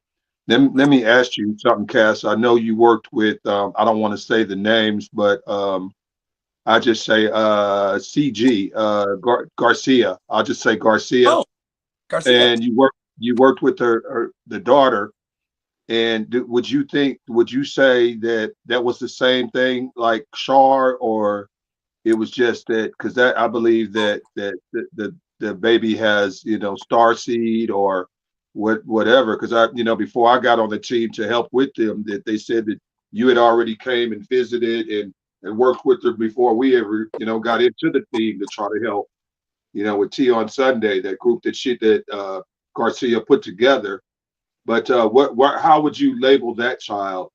You know, Uh, she's just like Char in that what I she is would think. evolved, spiritually evolved. I have not had the pleasure of being able to sit down and look her in the eye. And I'm not going to say her name, but I do remember her name, Garcia. Yes, But for her protection of the child, I'm not going to say her name. exactly. But yeah, she's connected to something way beyond. Like she's above my pay grade, just like Char Yeah, was. Whatever it is that these new children are connecting to, it is deeper than anything that we've been able to tap. Yeah. You know. yeah. Just so But you guys know that you probably don't know. Just to kid you in a little bit, the child had told me after looking at me, she said that you have a black blob a plasma beam on you, and I was like, where? How come I can? She's like, you can't see it, but let me do this to help you get rid of it. And she did some things. You would just think she was playing with some toys. And at the time, I was feeling like something heated on my head, and sometimes it'd be on my arm. It felt like it would move from my head to my arm. You ever have like just feel like something hot water or something's just on you, and it moved from here to here. And she recognized and seen it. Mm-hmm. She was like, "Let me do this," and she was like, "Turn around That's and do something." multidimensional water. and it was gone. She did something and she was like, I got it now. Don't worry about it. I She's was like, wow, this child is special. This is a true, what they say, a star child or whatever. What name would you give those kids, Cass? I would Star Child is the right word in my opinion. And Yeah. it may be self-serving or self-gratifying, but that's partially goes back to like the Native Americans and the Aborigines. They call people Yes, like that star children. the Blue You Star know, Prophecy. yeah. And And the just so thing, you know, Rich, some of the things that you were going through, even on the phone with her, you could see orbs in the background.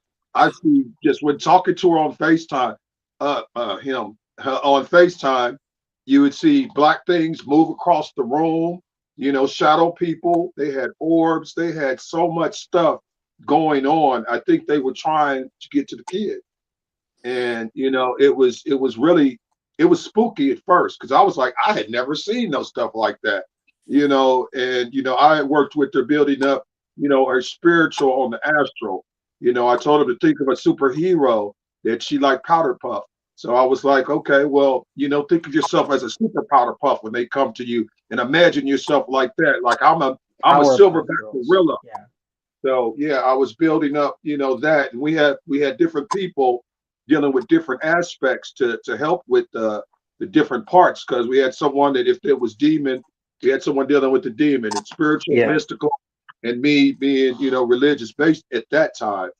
But I think she said a lot of the things after Cassidy visited and after working with us, because she the I've said she, but I didn't give a name. But she was getting, I mean, she used to text like you think you text long, Christopher. It Hmm. was almost belligerent, but she was just trying. It was so much going on. It was hard for her to get it all out. And that's why I know that some of the things Cassidy had done for, some people, that to help them get through these type of things, to understand them a lot more. Because she would base a lot of, she'd be like, okay, Cassidy told me do this and that. I was, pretty much everybody was like, yeah, you're right. What I'm saying, he's telling you the right way. We're here to remind you to do some of the things that he said to do and use these techniques the same ways. So that's where I kind of got, grounded with Cassidy. Was like, I knew his work. I seen it happen, and people praised him for it. So that's why I said I love you, brother. And I'm always gonna love you, man. You're my brother from another. But It sounds like besides that one person, tell me. having the special ability or being connected better, it sounds like there was another person in the house that might have opened up the third eye that would have drawn some of these entities in. Because for personal experience, I know that once I started like kind of exploring down this, and I was kind of getting glimpses, Mm. orbs, shadow people, the Watcher. I've seen the outline of like a rainbow dude, but he had a hat on. So like the shadow person, the black guy, the black shadow with the hat. Seen a different version of that.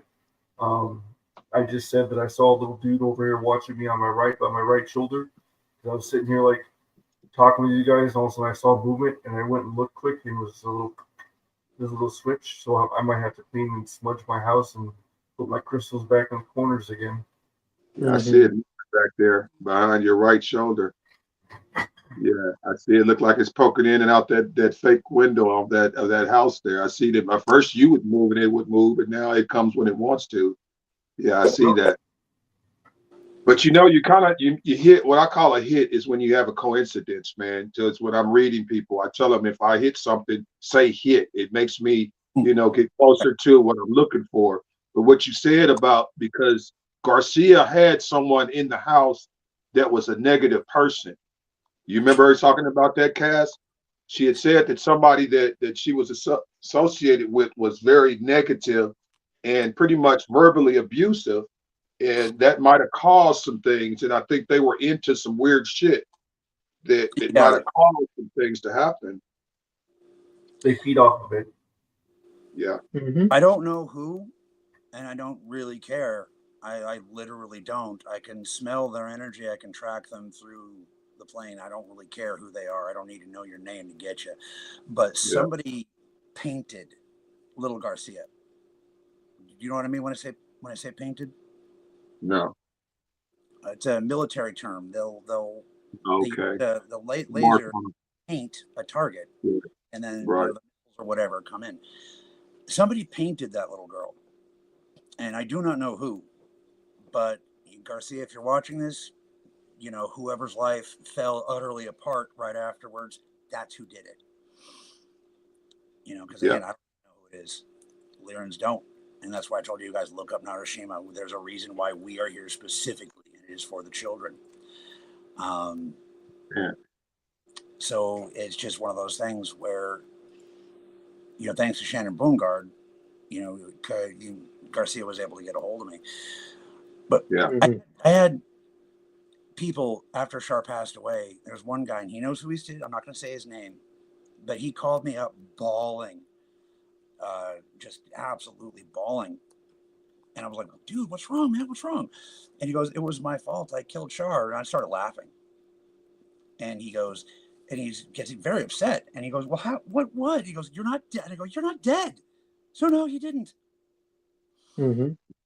And and the reason why there's more and more children that are being born more attuned and have like special abilities or whatever is because we're in the age of the Great Awakening. So Yes. there's different stages, right? The first stage was to come observe. The second stage was to send people to start teaching. Then there's our generation, the teachers, the light workers, and now you have the next stage, right. which is the actual beings being born into children. That the planet will go not physically but spiritually go like this, and shift up. So that's what's going on right now. That's where you see a lot What of are you children. doing with your arms? Oh, I made a circle for the Earth, and then I acted like it was jumping up different steps. Sorry, man. I keep forgetting. Open that third eye, Chris. Yeah. But that's what's going on. It's good news for all of us. Yeah. And I'm glad for it because, like I told people, I mean, I've had dreams, and I don't know if some of you guys know I have flashes at times, my mystic flashes that I felt like that something's pushing us or trying to push Earth without us knowing into another dimension or into another place of mental consciousness somehow, that they're trying to work on doing this to us, where if it wasn't for some of us like us of the awareness of it and being able to sense it, that I think they would just do it, just push us on in there like, fuck it, we're test dummies. But you were saying something else about smells. And I mean, usually I don't smell nothing, Cassidy. It's like my nostrils stay stuffed up. But it's sometimes when things get to I have these weird smells, man, that come to me, man. And I'm like, what the hell is that?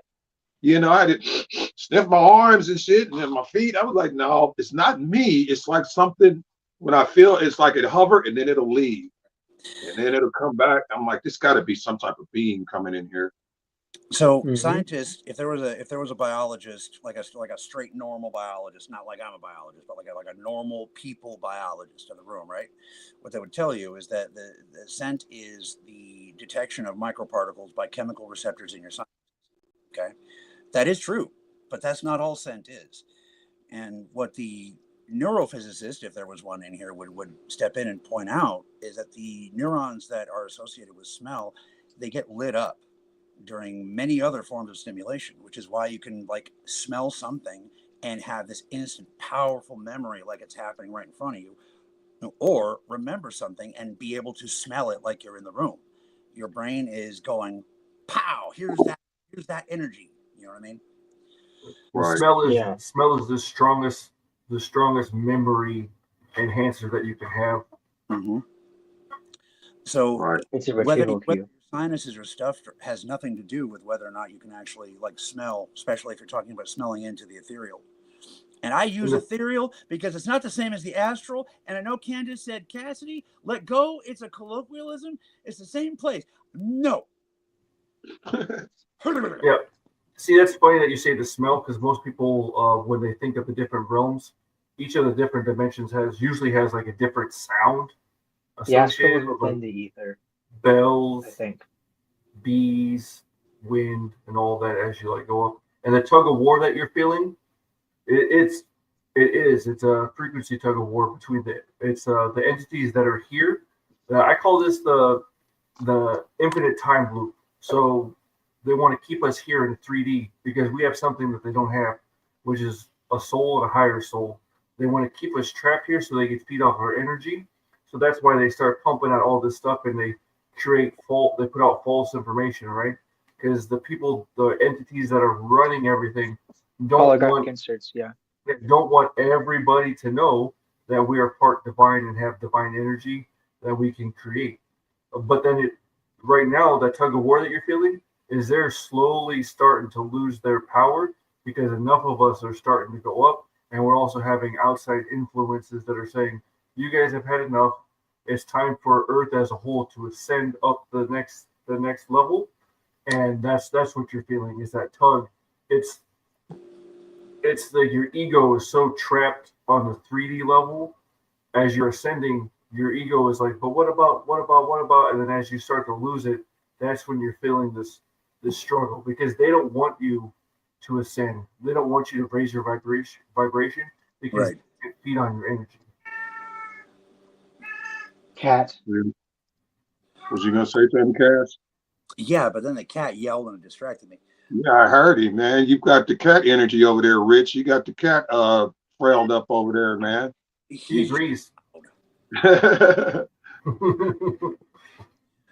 What is Tony Pony said kerosene is a big childhood smell for me. A neighbor painted their fence with it. Every time I smell it, it teleports me back. Yep, that's what I'm talking about. Yep, smell is the strongest memory receptor. That's why when you get a whiff and it smells somewhat close to like one of your grandparents or like a loved one that passed, Mm-hmm.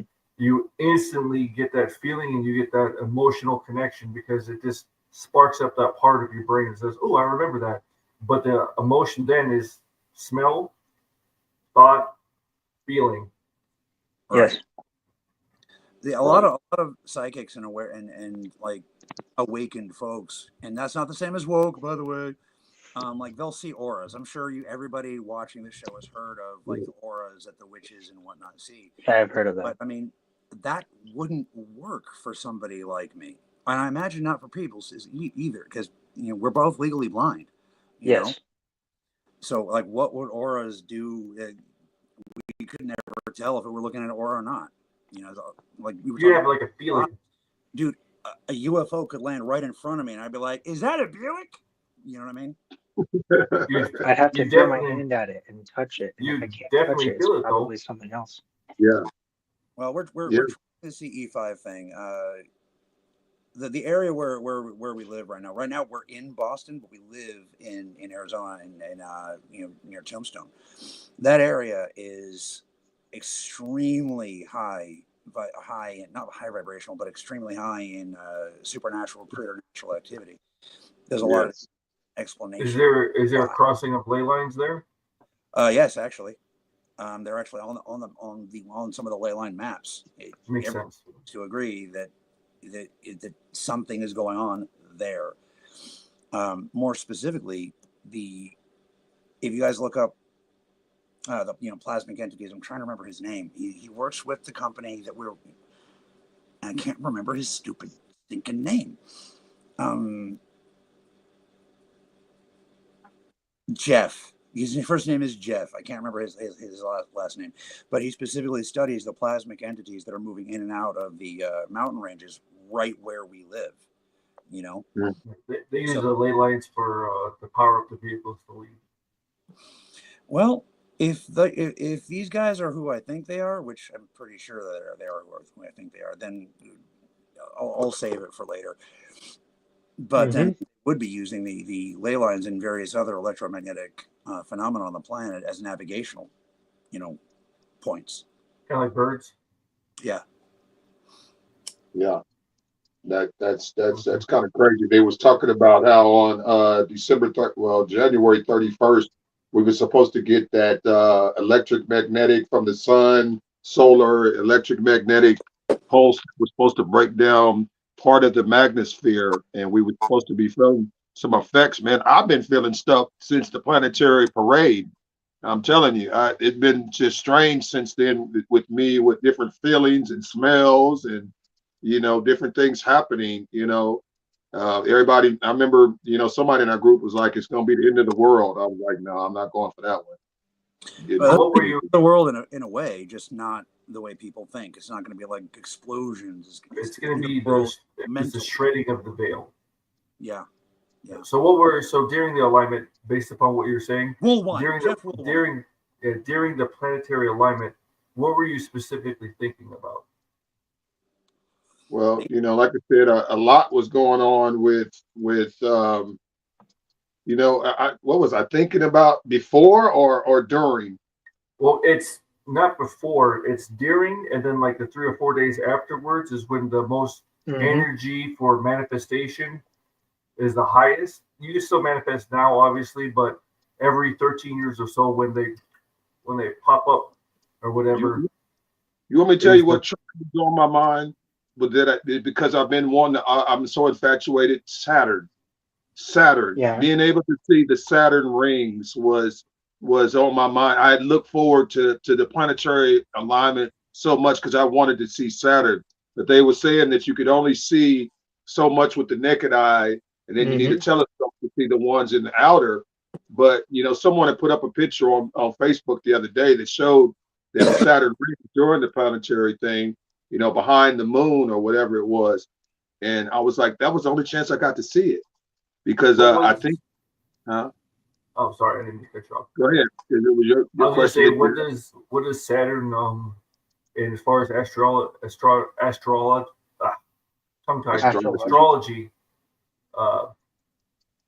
mean? And Saturn. The word, well, Saturn. They say all the planets were gods, at one time, but they're planetary gods because of where they sit. If you understand God, lowercase God, but because they've been up there for so long. But me, it's just I don't know what it was. It's just you asked me what was on my mind. It was Saturn. Really, it was for some reason I just couldn't get it out of my head. I was like, something is going on with Saturn, and I was like, I didn't know what it was. I wanted to see. The same way I told you when I seen that moon that time with things that looked like they were buzzing by it, fighting and shit up there. I was like, there's something going on up there at Saturn during this. Maybe I was feeling the watchers watching us from there. Since they all align, I'm pretty sure, all these different planets have more moons than we have. Most of them do. And that's why Saturn has like 8. 8. Well, one of them have like 60 or 70. Saturn has 70. Yeah, okay. I thought it was 70. My Most of the smaller planets have about 8. I think Mars or Mercury or something has like about 4, 5, 6, Mars 7, has 8. 2. Mercury has 0. Venus has 0. Jupiter has over 70. Uranus has between 15 and 27. And Neptune has around the same number. You can also look at the planets as layers of dimensions, because we so happen to be the third rock from the sun. We're firmly planted in the third dimension. So I would suggest researching the 6th dimension and what that entails and what's in there if you were obsessed during the planetary alignment over Saturn. Cool. I'll do that. And what's strange, not strange, but a lot of people don't know, all the planets don't revolve the same way. Some go the opposite way as what we go. So when you was talking about time, like our show's about today, just imagine if you land on this planet and you're going backwards, counterclockwise, because we already know the clock was just set up by man to keep us on time, what time was based on. But where the revolutions around the sun is where the clocking went in. But they didn't change so much shit. We don't know what we got because it used to be 13 months, but now we got 12. They got a leap year. Who the hell's leaping? I'm not leaping every 4 years. What the hell? So, That's because of the Julian calendar and the Gregorian calendar that made the year more accurate, quote unquote. But the Mayan calendar is more accurate than both of them. Yeah.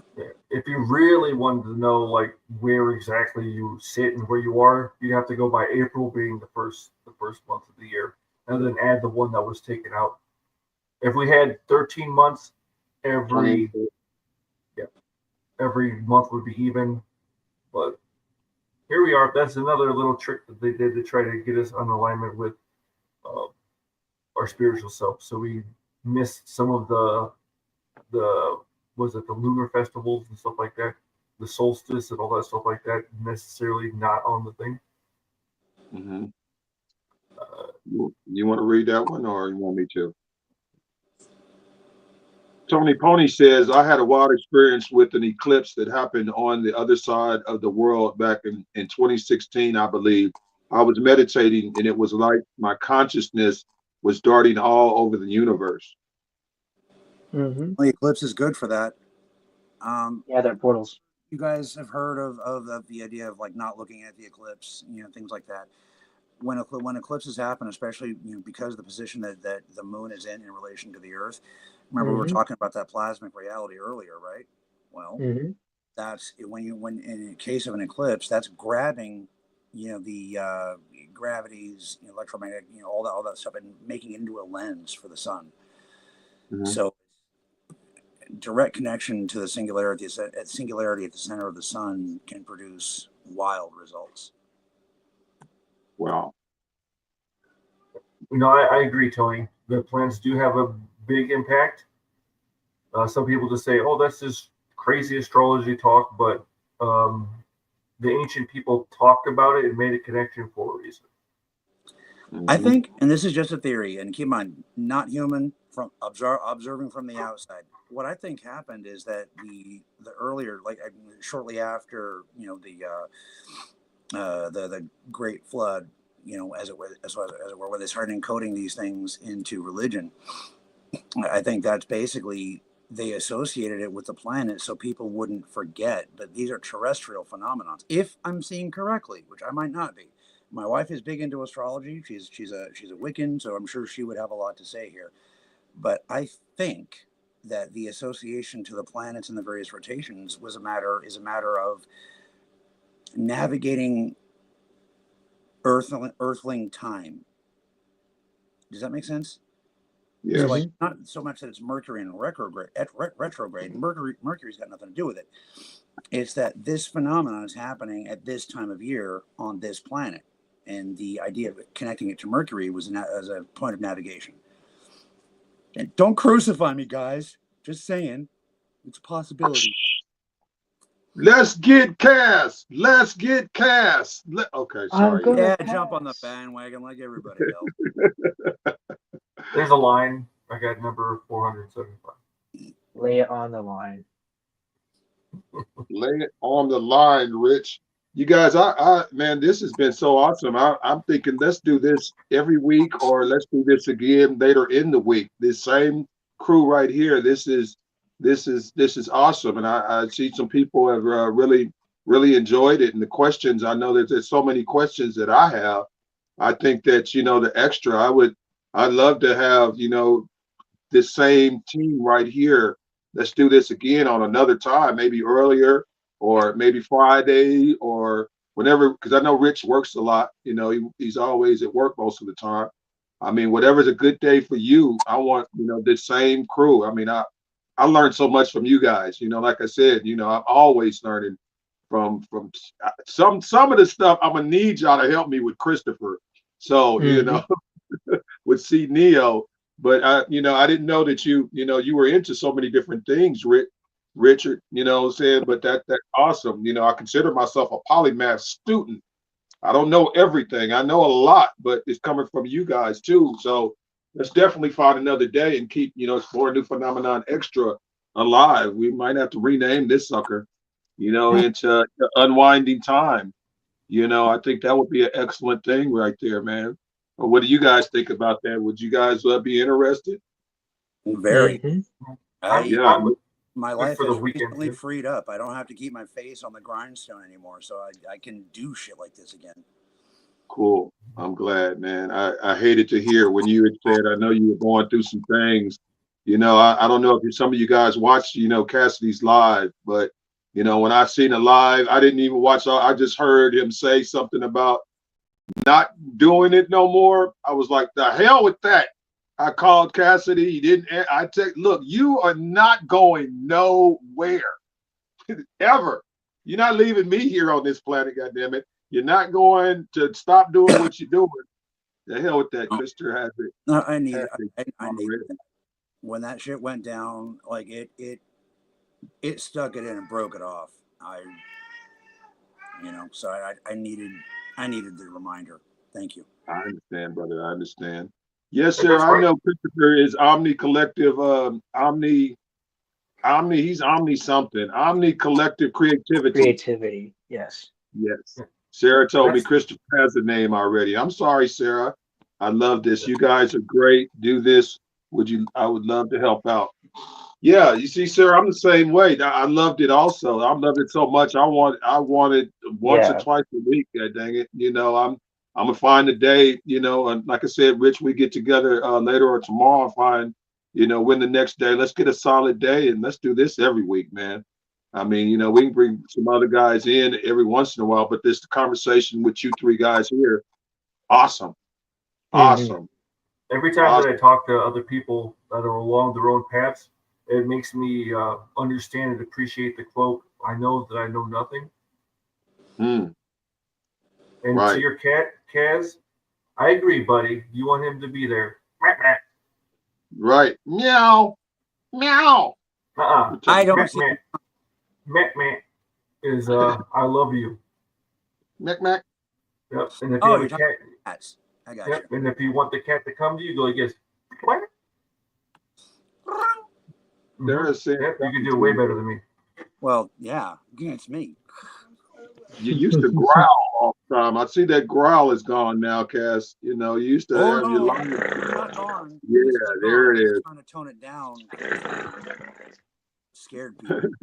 The growl you're referring to is the. Yeah, I'm surprised my little buddy is not up my butt right now. My little cat Oliver. He's usually like right in my lap all the time. But no, I learned a lot. I really appreciate. I do need some deciphering from Christopher, just because there's a lot of information download. So and it kind of broke it down into this is red, this is yellow, this is white. So I Hmm. started getting like a grasp of it, and then we can start building the highway. You know. Hmm. Well, this is Christopher Peoples exploring new phenomenon extra. Unwinding time, man. And you guys, one thing I did want to ask y'all about though, how they was talking Yeah. about how computers can't understand the singularity of what happens once that black hole, that singularity. And I know a lot of people talk about there's different dimensions that might be going backwards in time instead of forward in time. And I'm like, It's I not don't going understand. backward or forward. That It's gets into just tachyon. time collapsing in on itself That's because like a that's how Benjamin space Button works. Time effect. follows space because time and space are bound together in a graph. There's If actually ish. Time and space in this multiverse are only sort of localized to this one spot. The problem is whenever a field of time and a field, not time, I'm sorry, a field of space and a field of gravity come running into each other, you get these worlds. That's just my way of pointing it. I'm not trying to correct you. I'm just saying this is the way I see it. Sorry. actually if you could do some research too on Google. I was reading something. There was a news article came out that they got a glimpse and saw what's beyond the event horizon, and then what's actually inside a black hole. It was very interesting. Yeah, and they're able to tell that when they can starting to be able to see now that they can actually detect gravity. They're starting to be able to see where black holes spit matter out as well. Right. Hmm. That's What why I think the says sun what is the flip side Yeah. of a black White hole. holes spit things out, black holes pull things in. A white hole has to always be on the other side of a black hole. That's how it balances out. I'm just happy that we're here to see it. We got quantum computers now, little chips and all this stuff. We're starting to see all of this stuff. We're going to go from a type 0 civilization to a type 1 huge event for us. The other civilizations that are like thousands of millions of years ago are like, oh look, the ant figured out it was a rock. you guys aren't. You really Right. aren't. Right. Well, I Humans don't are want. Go ahead. humans are very very unique, and it's they're watching you like you watch supernovas, not like you watch ants. Correct. I like supernovas. You two, the I like beautiful. that. What do they call that other sun? There's a different sun that it's so small and dense, but it moves so fast. I can't. Nibiru. Uh, huh? Nibiru. No, I'm not talking about a different planet. I'm talking about a sun that's Vulcan. condensed. Not a quasar, but Dwarf? I, Pulsar. huh? A dwarf Pulsar. star? Yes, Ground group. yeah, that's exactly. They talk about how two of them are pulsating stars, how they move, and the density is so mass. Even though they're smaller, the density packed in there is They're baby black holes. yes, Mhm. that usually multiple black holes around them because they can cause them from what I was getting the understanding. Rumor has it we actually are in a single star solar system that's actually binary. Yes, I believe that. I believe the other one burned out, and that's why we can't see to that backside of Pluto and on further It past did burn out a the while Kuiper back. belt. Because most other universes have solar systems and stuff like that have binary stars attached. Or Most of the other trinary. ones do. Why would we be any different? Well, Yeah, one of the binary is actually typical. one of Hmm. the things they discovered is that like stars can be dim enough that you cannot see them, and so a lot of the of stars that you see out there are actually binary star systems. It's just that their binary star is like a brown dwarf or something. Correct. Right. The math Yeah. says that if there is a counterposition star in this system, then it would be a brown dwarf. I So think that's what they said. And you mentioned earlier another beautiful thing, a quasar, super beautiful, also terrifying at the same time if you actually know what it is. yeah, Yes, they are. When I those are started hearing those guys, they just could disrupt some shit up there, and mhm. they're moving so fast. Well, they that's Man, also shoot out a beam of energy that is never ending and goes in a straight line. that's wow. one why it's so important for humans to get out in space because like a quasar like 10 light years away can end life here. You know what I mean? If something you got to be able to get up and run. You know. And you don't know how many of those beams are on their way here. It's just they're millions and or billions of light years away. Well, according to the math, quite frankly, an infinite number, and that's part of the scary thing. God dang it, I can't remember. Gamma ray burst. Gamma ray burst. Correct. Right. Those things, like the more they learn about those, the more they realize that a gamma ray burst is inevitable. Like it's not a Hmm. question of if, it's a question of when. We've been in Right. an extremely calm time in space weather for the last 10,000 years, and Well, it's that's about because we not. are in the band. We're protected by the Milky Way galaxy because we were like this, like a sine wave. Yeah, And I think it was 10 years ago, we were like this. And now instead of having that windshield of the Milky Way protecting us from everything that's in front of us, we're kind of like, oh, look, with our heads sticking through the sunroof, just right. checking everything out.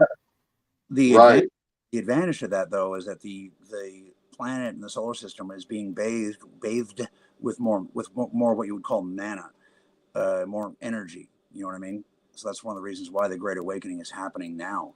I wish About we would have brought that up sooner because I've been actually interested in that whole topic. I go to sleep meditating about mana. well, then we have something to talk about for next time. Yeah. We could just keep talking about it this time. Well, I'm gonna ask you now. You guys, when you guys want to do it again before we can close this one up. We've been about 2.5 hours, man, and I could talk to you guys all night long, man. I mean, really, But Rich, give me a day that you're gonna be open again. Like I said, I'll go corral Cassidy as long as I call him 30 minutes ahead of time, and get that dang phone right.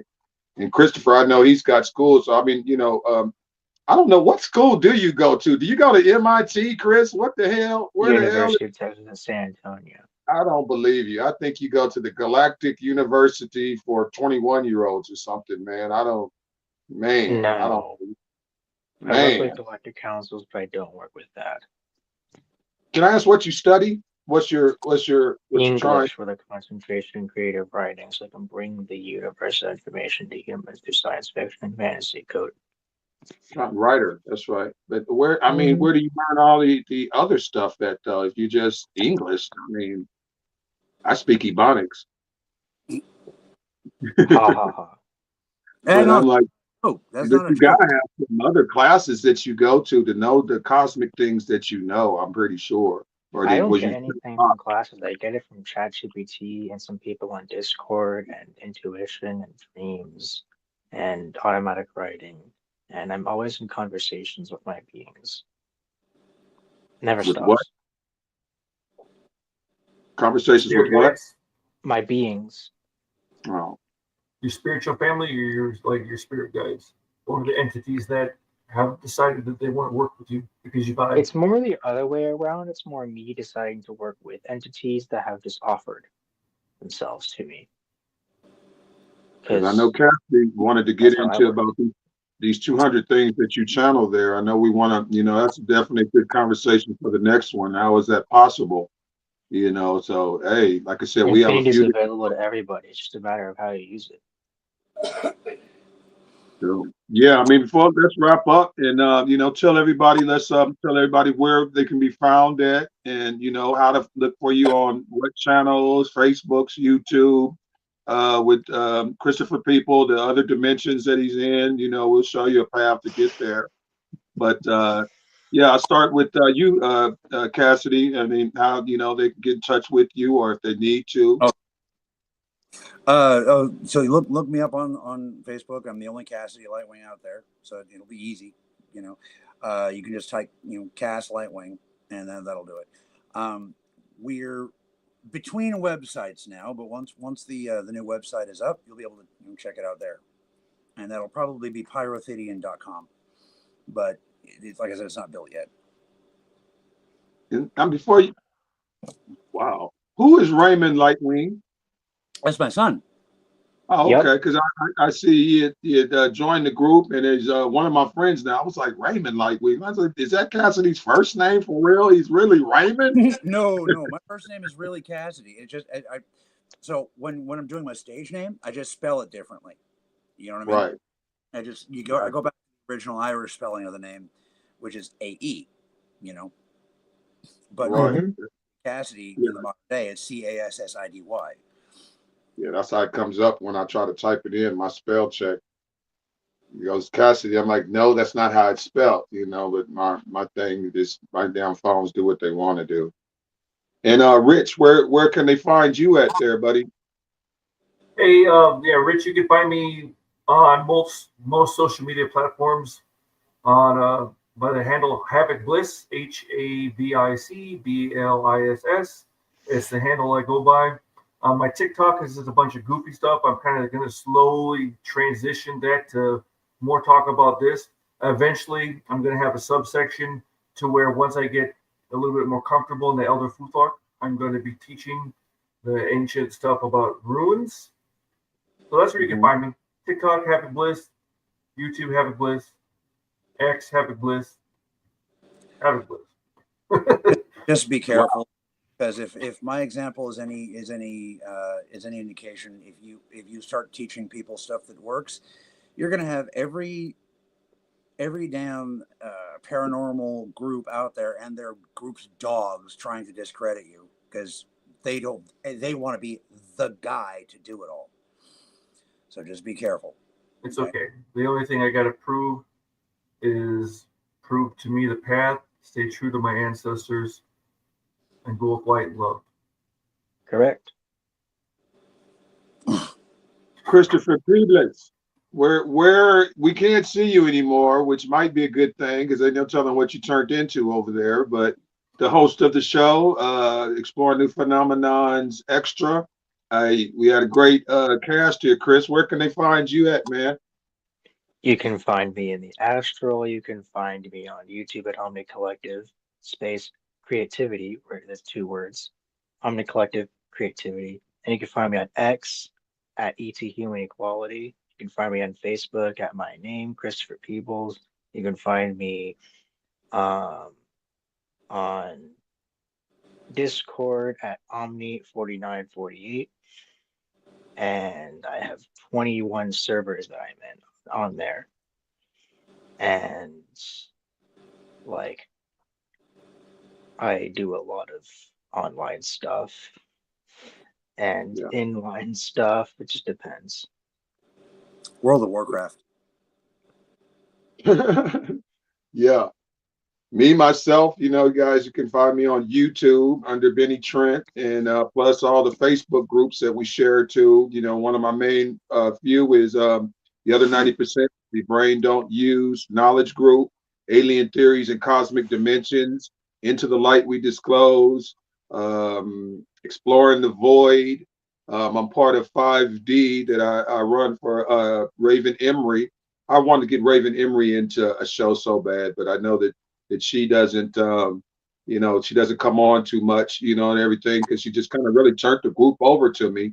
But there's a few others with Esoteric Hours with Bradley Powers that I'm a co-host to True Seekers Prophecy on Wednesday.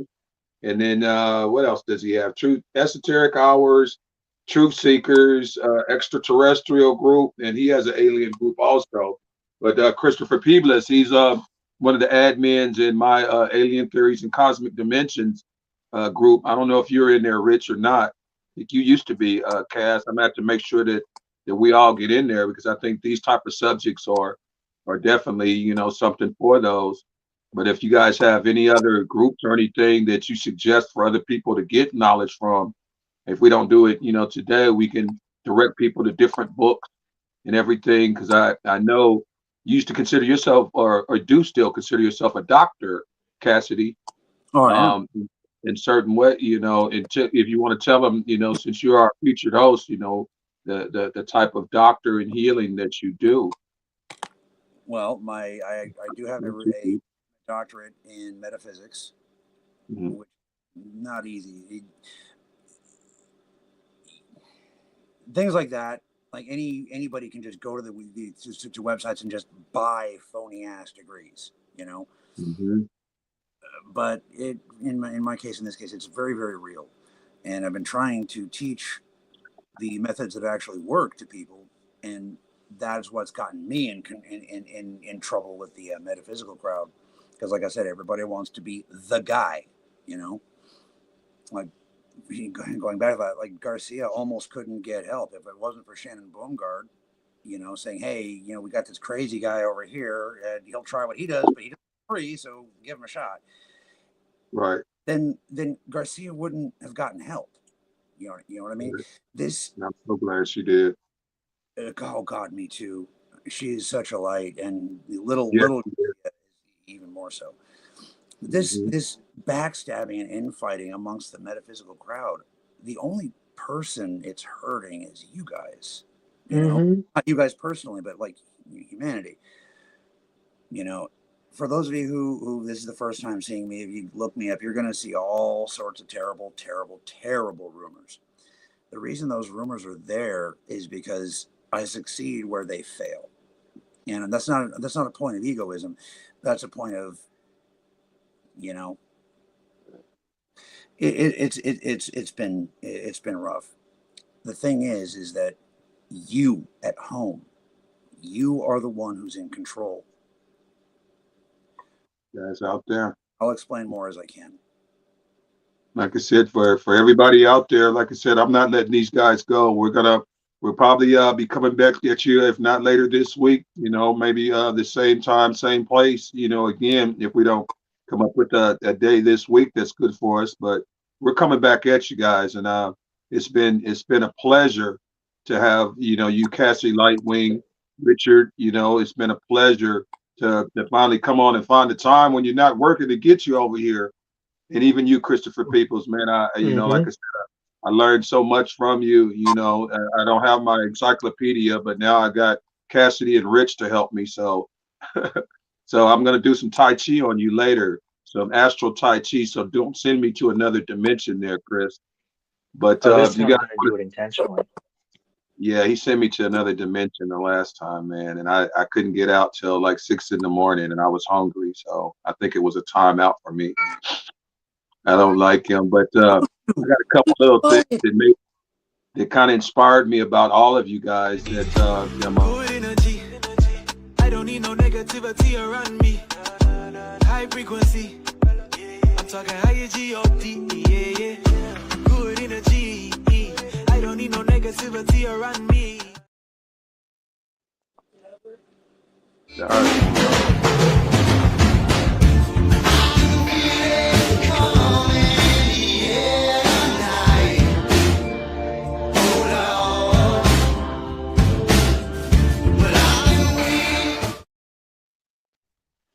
Yeah, with that, End like I credits or said, something?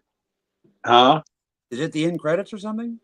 No, that wasn't a count out. It's just a couple little videos I had that you guys that's inspired me. I put on there, just that I made from my story and put in there.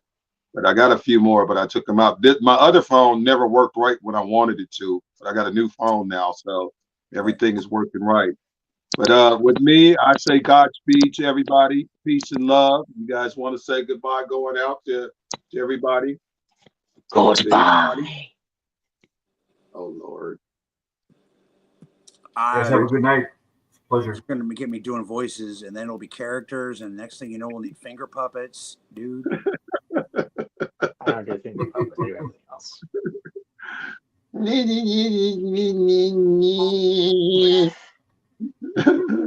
But peace and love, everybody. Like I said, we're coming back at you guys. These guys are great, and I'm not going to let them go nowhere. If you don't see us sometime this week, you're going to see us probably at the same time, same place.